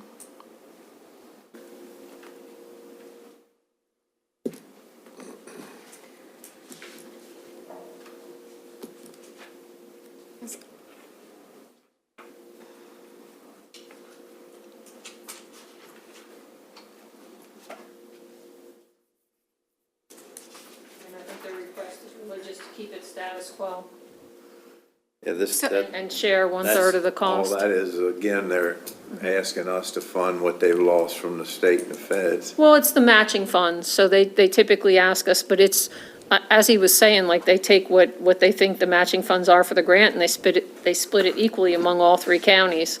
And so they're asking us to pick up a third of each one of the matching, of the amount of the matching funds for those grants. So the way the original agreement was written about 20 years ago, it was not equal. They actually spelled out different amounts per county. In the last, I have no idea how long, DCS has basically asked for the same amount from each county. So it's not that Kent County can't sit at the table with Caroline and Talbot and say, look, we need to, the fact is, we have one route. Route number 4 goes through Kent County. That's it. Of the 6 routes, one route goes through Kent County. It goes all the way into Rock Hall and back out first thing in the morning at 5 o'clock in the morning. After that, it dips in and out of Chestertown across the Chester River Bridge. That's what we're getting for the money. Whereas Andy is not incorrect. It is very robust in Talbot County. So Talbot County should be paying, they're getting more bang for their buck. The return on investment's much higher.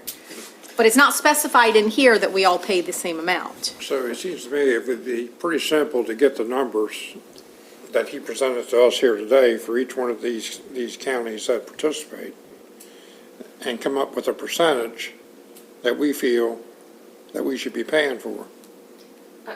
I don't think the level of what he sent shows the ridership. If that, I'm not sure what you would base the allocation on. Would it be the number of routes? Would it be the number of riders? I think a little bit of both. Well, if we do number of routes, we're 1 out of 6, right? Yeah, there's probably a couple ways you could do it. I don't know that we got that. I think if we just looked at the riders, that would give us a pretty good baseline of, And I would have questions if we were going to do it strictly that way, because the last time I talked to somebody at DCS about that particular item, that exact item, it was pre-Andy, so the information didn't come from Andy, but what I was told is anybody that's picked up or dropped off along Route 4, regardless of what county they got on and off the bus, would count towards a Route 4 rider. They might be doing it differently now, but it's just food for thought, because it goes through Queen Anne's County and then down into Talbot County. So if somebody picks it up in Kent County, in Queen Anne's County, even though they do county ride, if our route goes through there, they can pick up that bus if they're heading toward Easton.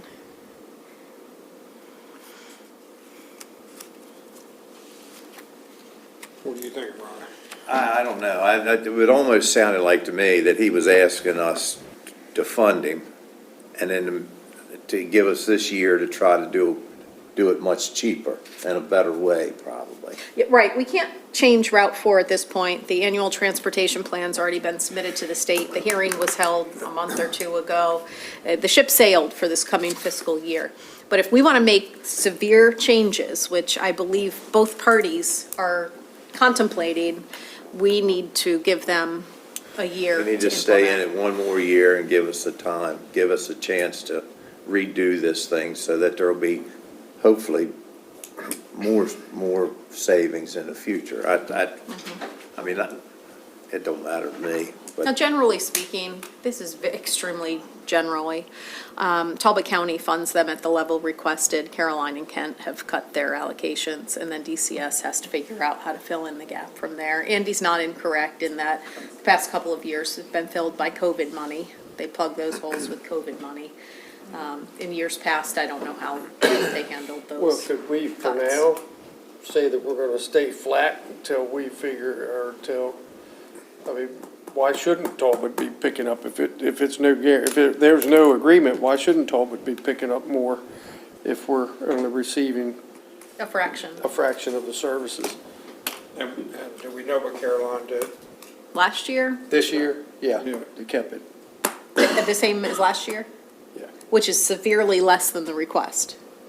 No, I know that they funded it, I shouldn't say at what level I talked to. I know they always fund at some level, but they generally have funded less than we have. Yeah. So I would be shocked if they actually funded the 157. I said we keep it flat for now until we get some answers from them. We Keep can it at always nine- revisit it, You keep it at 91. yeah. Keep it at 91. Keep it at I mean, we 91 certainly for don't want now. to lose it and don't want, it's vital to the We'll see community. if I can get the data from the other counties. That would help us make a better decision, I think, Okay. if we can do that. Okay.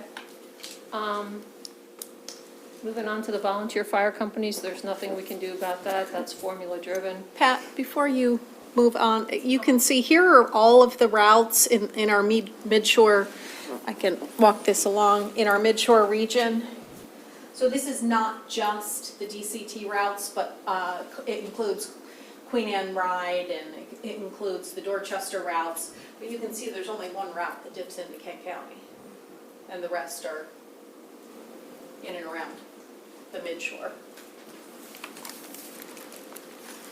Sorry, No, go ahead. Fine.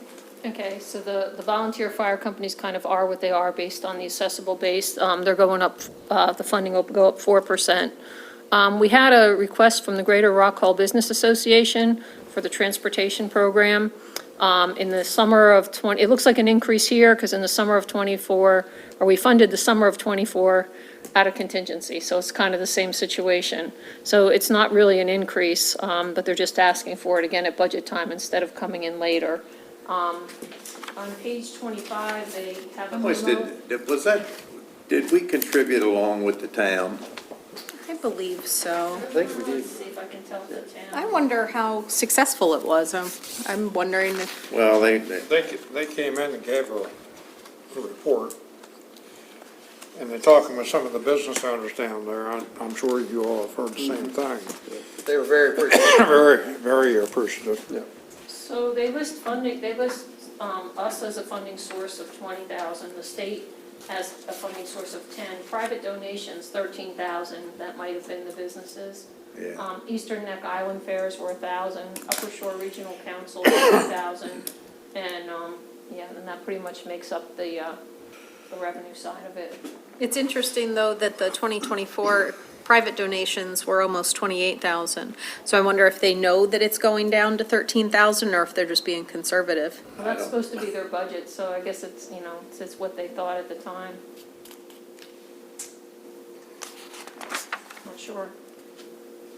Don't they charge a fee, or is it free? You know what irks me? They got a town manager, $70-some thousand a year. And then they just hired a project manager for 90-some. Met him the other night. Huh? I met him the other night. We bought the filters system for the town at $390-some, $6,000. Was reported in the paper that they came in and asked for a letter of support, and we supported them. Didn't say a thing about the not, huh? I'd say we did.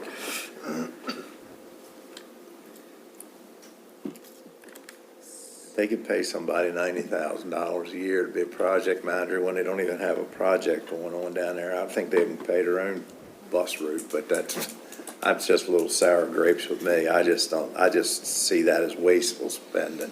And if you look at the detail on the expenditures, it looks like 18,000 of the 20 is for a vehicle purchase. I was gonna say, I And thought that, And 2,000 Right, of and it listen, for this is the maintenance. business association, this ain't the town, so. Right. Correct. but I thought the pitch to us was that, it was helping to fund the purchase of the vehicle. And the maintenance on it. Right. Their My is- point is that, maybe we save half this year because they're not, we purchased the vehicle, help purchase the vehicle. I'm thinking 10,000. That's what I'm saying, yeah, exactly, Fine with me. yeah. Is that good? Yeah, And if they struggle, they can That's certainly absolutely, yep. come talk to us and we'll do what we can, but So who runs who owns the vehicle? Like, who is the who is it titled to? The greater I think the business? town- I think or it's the titled town? to the town, I Okay. think. And I'm not sure, but I think so. Okay, the next one down is Kent Center. This increase, request is increasing 17,000, it's 21%. In recent years, they've used our funding to make improvements into the homes to make them more accessible. So I think they're just asking for more dollars to do more of the same. So we funded this, if you look, I think it was, I don't know if it started before 25, it might have started in 24. I think it was 24. We used to fund them around in the $20,000 to $30,000 range, and then we bumped it way up just so they could start rehabbing these homes. I would say, my opinion right now is we keep it flat, and we might even have to revisit that. So in FY '25, there was, I don't remember the amount, let's say 20,000 to make these ramps. So in FY '26, they're basically asking for the 20,000 times 2. So, because it's already built in to 25, so they're basically wanting to double the amount of improvements. So if you kept them flat, there's still, I think it was about 20K. Well, that's where I was coming up Right. with my math and saying that I think we just keep it flat for now, and we may have to revisit it.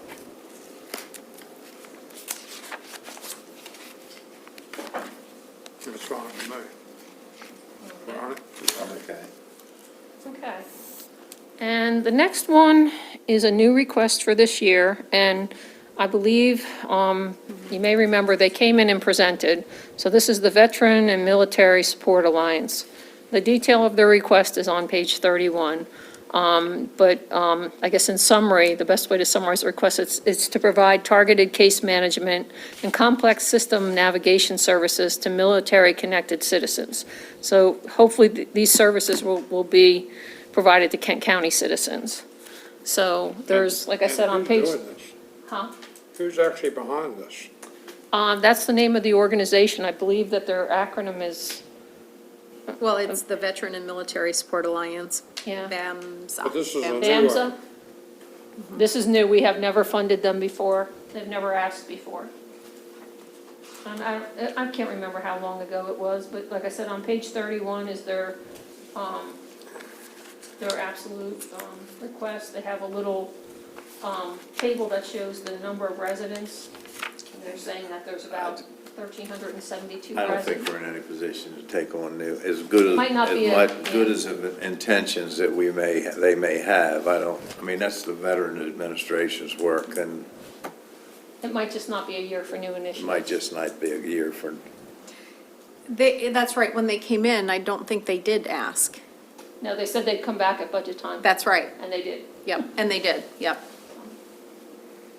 So I'm hearing. when I saw that, I thought maybe it was remember this year was the last year that Vietnam Veterans Memorial Service down there, and he made reference that Somebody may have to continue. somebody else might be picking it up. I thought that's what that was No, I gonna think those ask were for. like 2K or something that they came in. Yeah. Wasn't that about right, Sandra, do you remember? Yeah, VAMSNA is the acronym, but that is the name No, of the not them, organization. but No, for I the, mean, the veterans, the celebration, I think it was like 2,000, their request. 1,000, okay. Okay, so take that out? I would, and if they want to come in and make an argument, and if it's for that, something that makes sense, we could reconsider it. Okay. The next one is the Humane Society. They're asking for, Certainly keep it flat, then we may have to revisit it. That's my opinion. The Humane Society you're talking about now? Yes, sir. No, they were gonna come in and ask for 2 cars, and I don't see that request in here. 2 cars, Cars. you might want to tell them that they don't need to come in. so it was not in their request. Okay, interesting. So am I hearing hold that flat? Well, I'll just put this out here. I mean, suppose you just gave them a percentage, because what they're asking for is increased cost of salaries and animal care. Would it be wise to maybe consider, at this point, just give them a 4%? They're only asking for 3.6%. Right, but that's on the total cost. Yeah, he's saying on So- the salaries. Right, the two, There you go, I the didn't two see that. animal control officers are to be, they're supposed, that's a county initiative. Right. That's- So, yeah, I think that would be fair. We're mandated to ensure that we have animal control, and there are literally 2 of their employees fall into that category.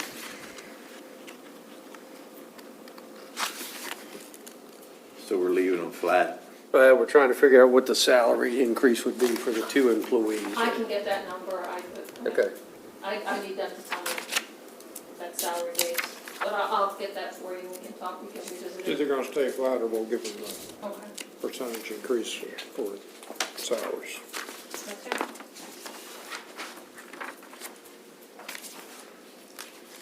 All right, soil conservation. They're asking for a 4% salary adjustment for the 3 county-funded positions. And then they actually have, some costs going down, so. I think the request is, I guess, consistent with what you've been doing so far. So the additional dollars is 11,230. Right. It would actually, 11,230.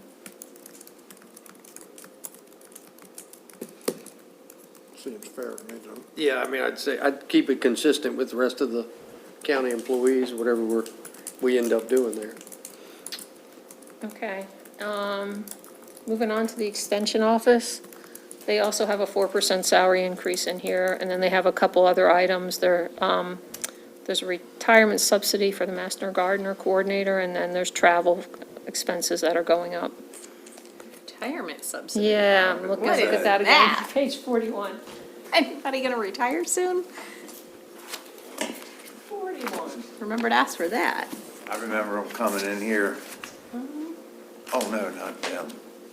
Well, the Master Yeah. Gardeners did come in. They did the master gardener, that whole group of ladies come in here that time, and, They loved us when they left. yeah. And that's all it said on there, so let me get more information on that. Well, I don't remember agreeing to pay for retirement. There was nothing mentioned about that we, I'm not sure, some of these positions are they're not just funded by us, they're funded by the state, so I don't know if they're asking us to kick in for a share of some benefit that this person is entitled to, would be my guess.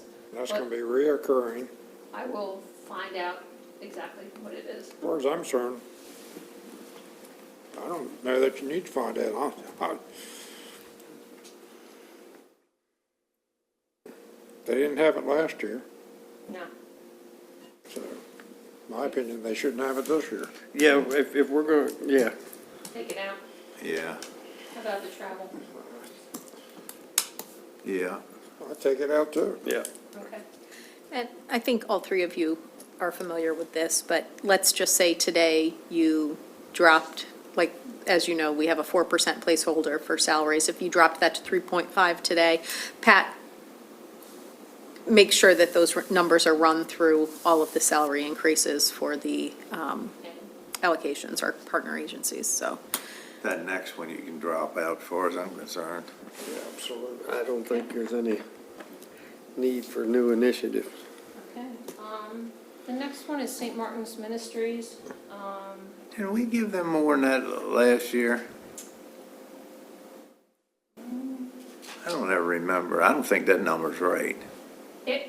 We funded them $8,000 for a really long time, and then Oh, was I think it jumped up. Okay, I think their argument is that it's, the percentage of Kent County families that they're serving. So let's see, their details on 46. I certainly don't recognize many of them.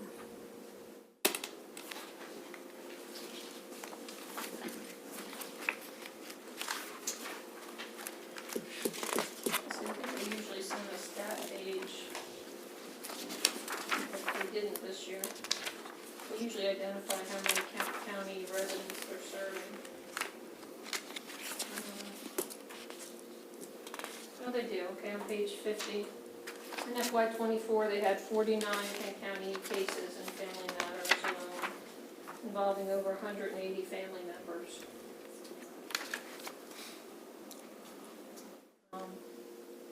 That was, why don't we cut that 20 down to 15?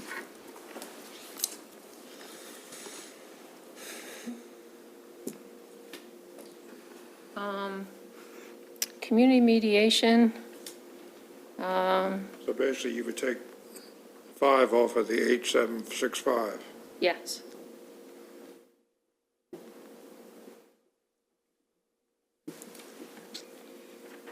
We good with that? Yeah? Okay, the, community mediation, they're asking for an additional $2,000, which is a small number, but it's a 20% increase to them. They're saying that they have an increased presence in the Kent County schools, and they're seeing increases in their payroll, and AmeriCorps, which I guess is a vendor of theirs. I say keep them flat. Yeah, I'd say flat too, that's.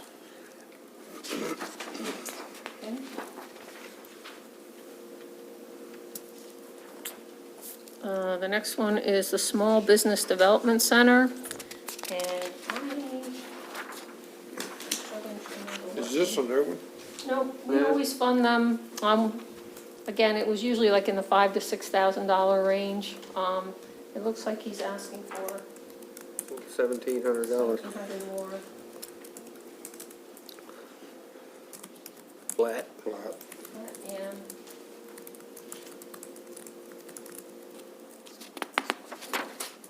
okay, and the last increase is the Cultural Alliance. And you're all familiar with that group? I'm okay with that.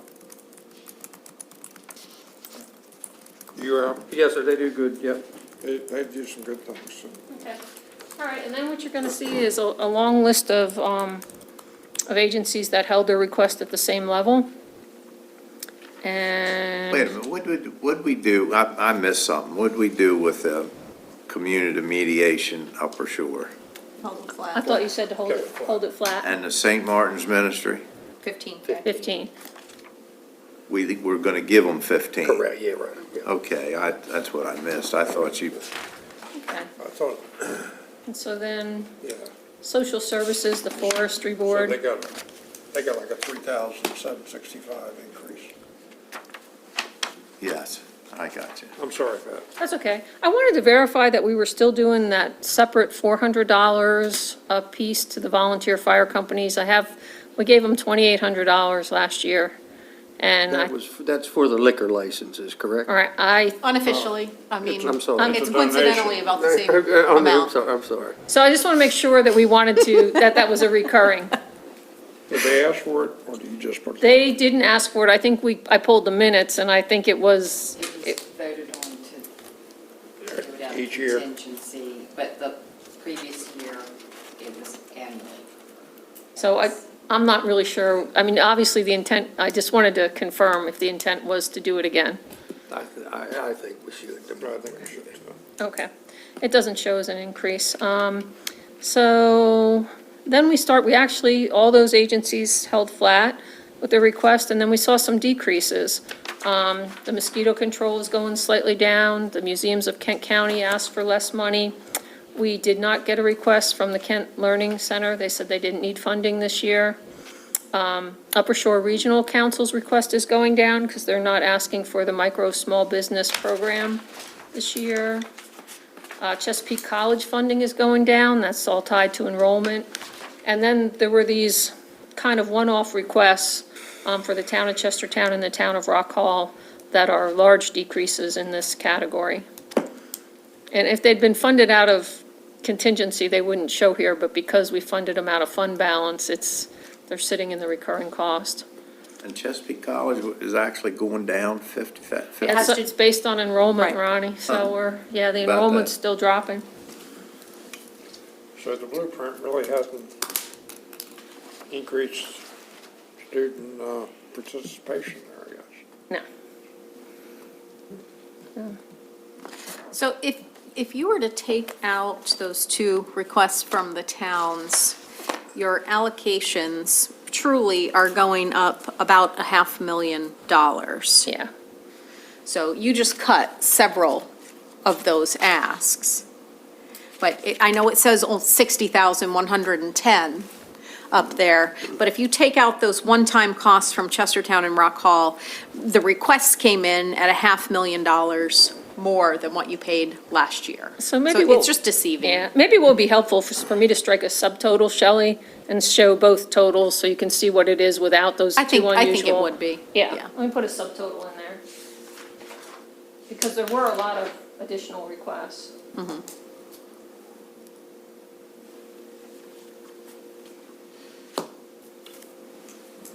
That's a good start. I don't know about that, but that. Well, there's,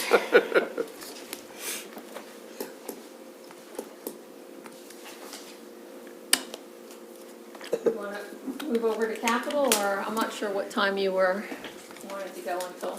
I gotta be out of here I gotta be ELB by 4 or 5 o'clock, get my truck, but other than that, I'm whatever you wanna do. Okay.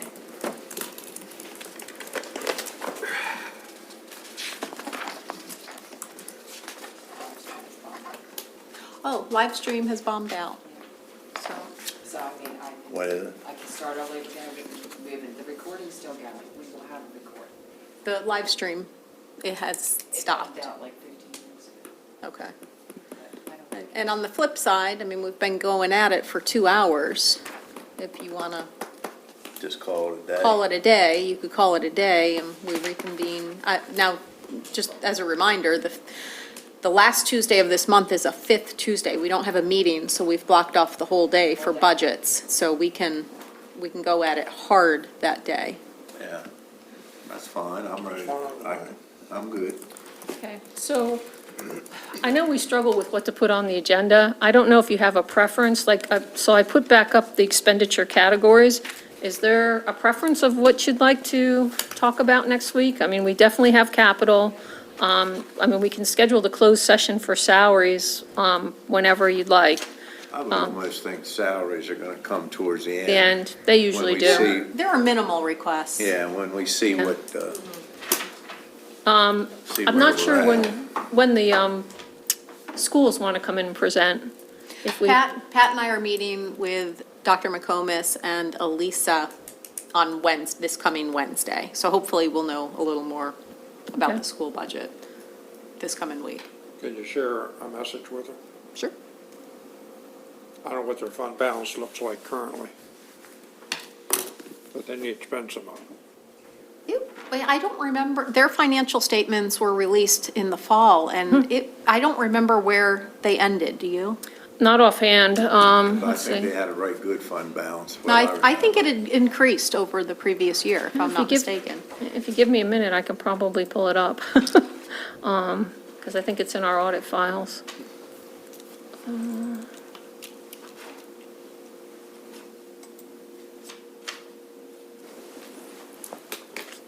They've got another pot of money set aside, I think they call it rainy day, They got, 500 and that.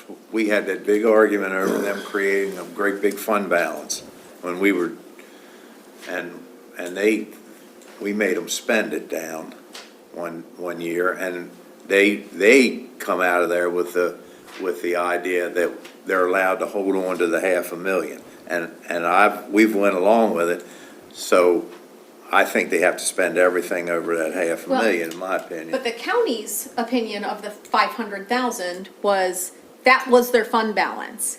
What the schools took away from that meeting is, that was what they call, that's what they think of as their rainy day fund in and above their fund balance. That was not the county's intention. The county's intention was for them to draw it down to 500,000. So, It's not the time for rainy day funds, I mean, yeah. we're the rainy day fund for them. Now, I've told them that every time we've talked about it. I said, your fund balance is sitting here. That's us. And we can talk to Mary and Elisa. Yeah, and I think on you're dealing with Wednesday. a different, Yeah, with no question about that. so, The unassigned was 1.7 million, but there's a committed of 2.4, and I'm just looking in the footnotes to see if I can find that breakdown, but, There it is.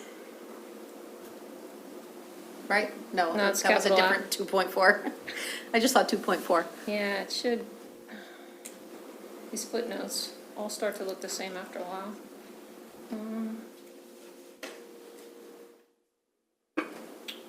It's a pretty, that's the OPEB footnote. well, any one-time expenditures that they can use their fund balance for, we need to do that. Yeah, I mean, it used to be 80% was the rule of thumb for what was salaries and benefits for them. I'm not sure what it is now, but most of their budget is recurring. So this is the breakdown of the fund balance. So they planned to use $1.7 million. These are the FY '24 statements that ended on June 30th of '24. So they plan to use $1.7 million of their fund balance funding the FY '25 budget. There's that $500,000 that we keep talking about that's just set aside. And then on top of the $500,000, they have $1.7 million. So they have probably, $2 million, $2.2 million. But it was our intention after that conversation, and that was 2 boards of county commissioners ago, that 1.7 down there at the very bottom be 500,000, and there was no contingency for 500,000. So the way they've done this now, you've got 2.2 million when it was the county's thought that combined, there is no earmark for 500,000. That's just simply your fund balance. That's been as Commissioner Fithian They stated, that's shouldn't been, have the 1,700,000 shouldn't be there. They should have 500,000 and it in the unassigned. Yeah, I'm not surprised how they get it categorized. If it's committed, it usually has to be earmarked for a specific purpose, and those dollars aren't, so. it doesn't make sense that it's committed, but it's contingency. All it does is sit there. I mean, they're kind of, Yeah, the two terms don't, yeah. So definitely would add those But two are they together. coming in for any capital project? Or So- we don't know? Well, in the 5-year plan, we're supposed to start, let me pull this back up again. The Kent County Middle School, in the FY '26, there's a $2.2 million, and I believe that's for it's the front end of the project. It's the study or the architect, so. I ain't studied I- enough. I think that was the start of the construction. No, I you think, don't think so? no, I 'Cause can we- tell you, when I was over there, as I recall, when Jonathan asked us, if we get the funding today, when can you start? And the answer was this spring.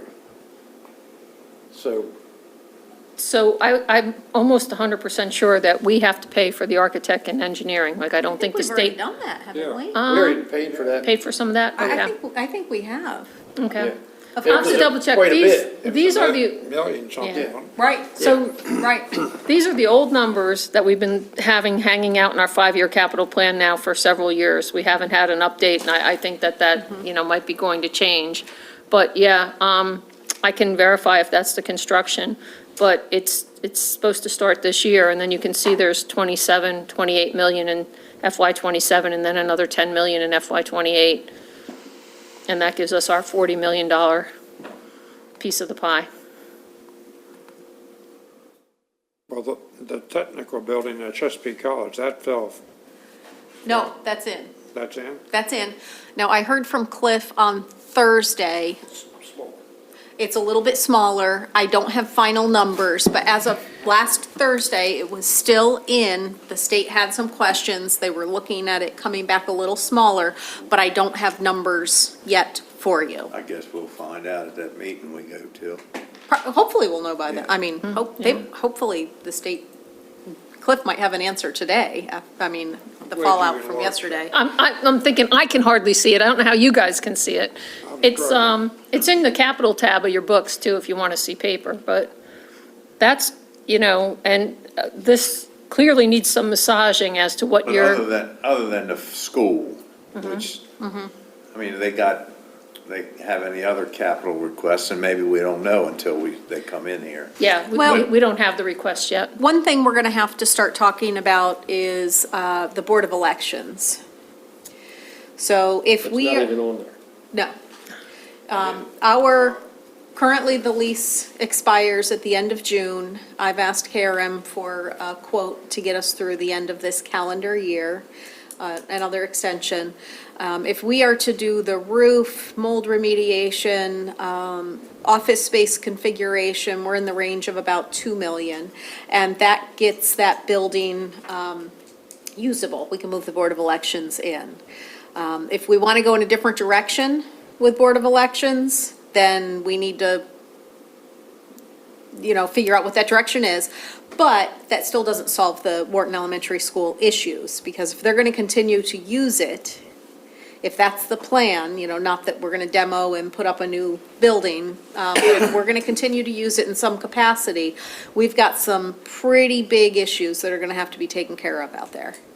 And that is not cost shared with the state, because Now, students once are it's not. taken away from education, Right, they don't give you nothing. right.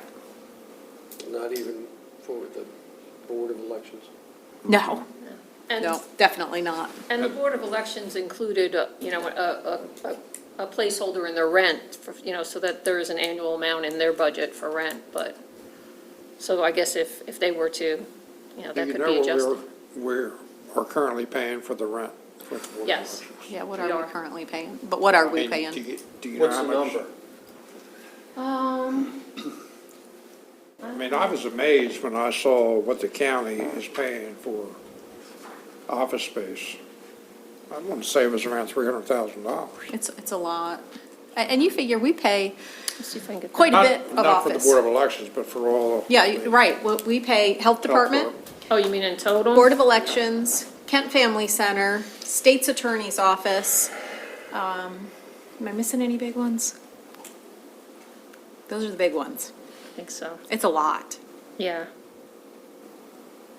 So if we want to invest in Wharton Elementary School to have more of a forever home without lease payments, we need to launch with some of the renovations. Would we be able to move any of the other departments that you just stated? No, because, Would be a good home for the local management board, probably, wouldn't it? Be out there next to the schools and the community center and and we all that. could, there might be office space for that. The other ones are such big facilities. I mean, and if this- we're only gonna do it for elections office, that's gonna be awful, that's a big, What's the election office rent, Ms. Pat? I am just texting upstairs to see if I can get it. Okay. And the schools use Wharton Elementary School for not only the transportation hub being central to the county, but they also use it for the makerspace. The folks from the high school that come over to do basically the STEM projects. So they use one pod for that. Well, wait a minute.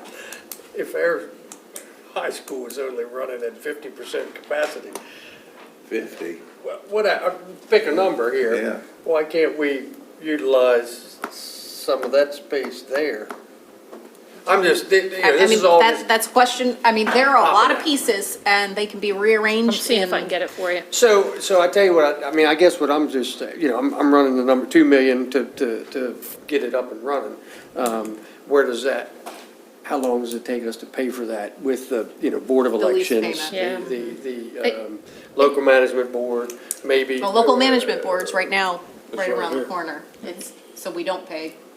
But Kent Family Center, you Okay. might be thinking I- of. Okay, yeah. I think yeah. But they're- that's grant funded? Oh, yeah. I was gonna say, that's in the 40s. I think the election office is 30-something with the CAM charge, but I just texted upstairs to see if I can get that number. We'll certainly have it for you next week. But the health Yeah, that's department- fine, The that's health department is the real big one. Yes, 65 or 165. something. Well, it's a lot of space, right? And the state's Yes, attorney's they're in that big office, building. they're pretty hefty too, aren't they? Yes, they are. They're down in the old bank down They're there. in the old bank. And I think they're actually happy there. I mean, it's close to. Oh, I'm sure, I don't think moving them to No. Wharton would be feasible. No, because they want to be close to the courthouse. Sure. So State's Attorney's Office is about 5,100 a month, Okay. plus CAM. It's a lot of money. For office space. So we can get a summary of the rent figures, yeah.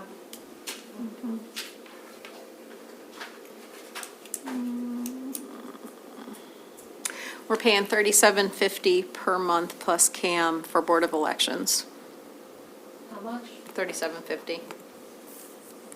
For who? Board of Elections. Board of Elections. Okay. 45,000. Yeah.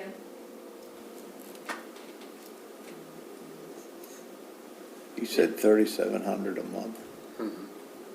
Plus CAM, so round That's over up. 400 grand a year, right? No, 45,000. 45,000. So the CAM is Oh. 120 a month. I can add that in and come up You're with. somewhere between 45 and 50. Right. Yeah. In the high 40s. So $46,440. So 46.5. A year. Now, the whole reason we started looking at Wharton Elementary School, as you recall, I'm sure Commissioner Price and I actually visited the spot with the Board of Elections. They want a bigger space, and that's what started this conversation. Their current space is, I mean, they were basically asking for 3 times the space. And what we landed at was 1.5 times the space, or maybe it was twice the space, I can't remember. They don't need 3 times. No, they don't, I would agree with that, they don't need that. Their storage requirements are going up with new laws that are being imposed upon them. But just throwing it out there, the Well, let me current ask you space this. could be reconfigured. What would happen if we didn't do anything and just let it sit, wouldn't it just sit there and fall to pieces? I mean, what would the Millington- school do? That's the page 2, is regardless if we move into a piece of it or not, the schools are probably gonna want some renovation costs here at some point, because otherwise, we're gonna have to demo it and then build a building there, assuming we want to keep the, transportation hub in the center of the county. We own the building. We The do. schools do. The school does. The school owns the building. And it does make sense to keep the transportation centrally, because then when you pay per mile, and you're paying the bus drivers per minute of drive time, it doesn't really make sense to move it down to Rock Hall.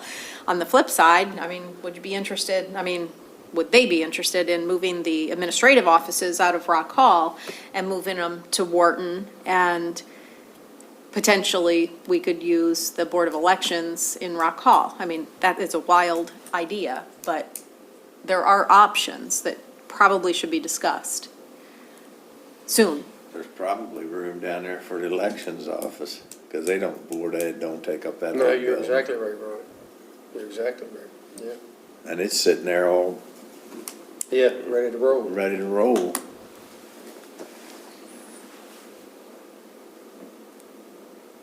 Lots of But conversations. then you're still Still gotta do faced with, something. what do you do with Board Mill, and yeah, or school? Wharton, yes.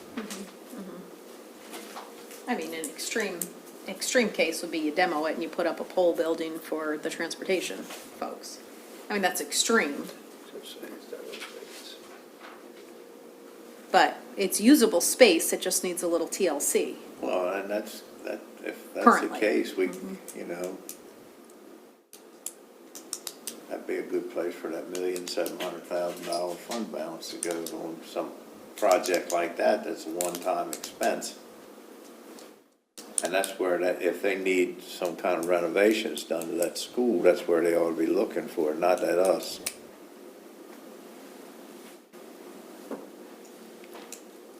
I think the election office is also asking for new positions. I don't know if it might pay to have her come in. I think She's- so.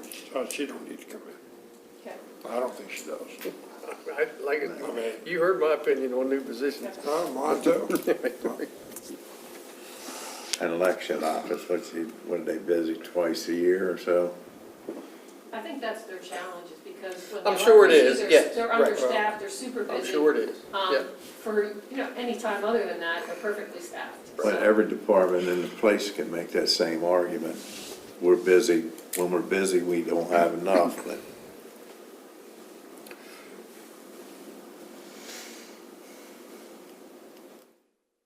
I said, well, then we'll just have to farm Sandra out a little bit, that's all.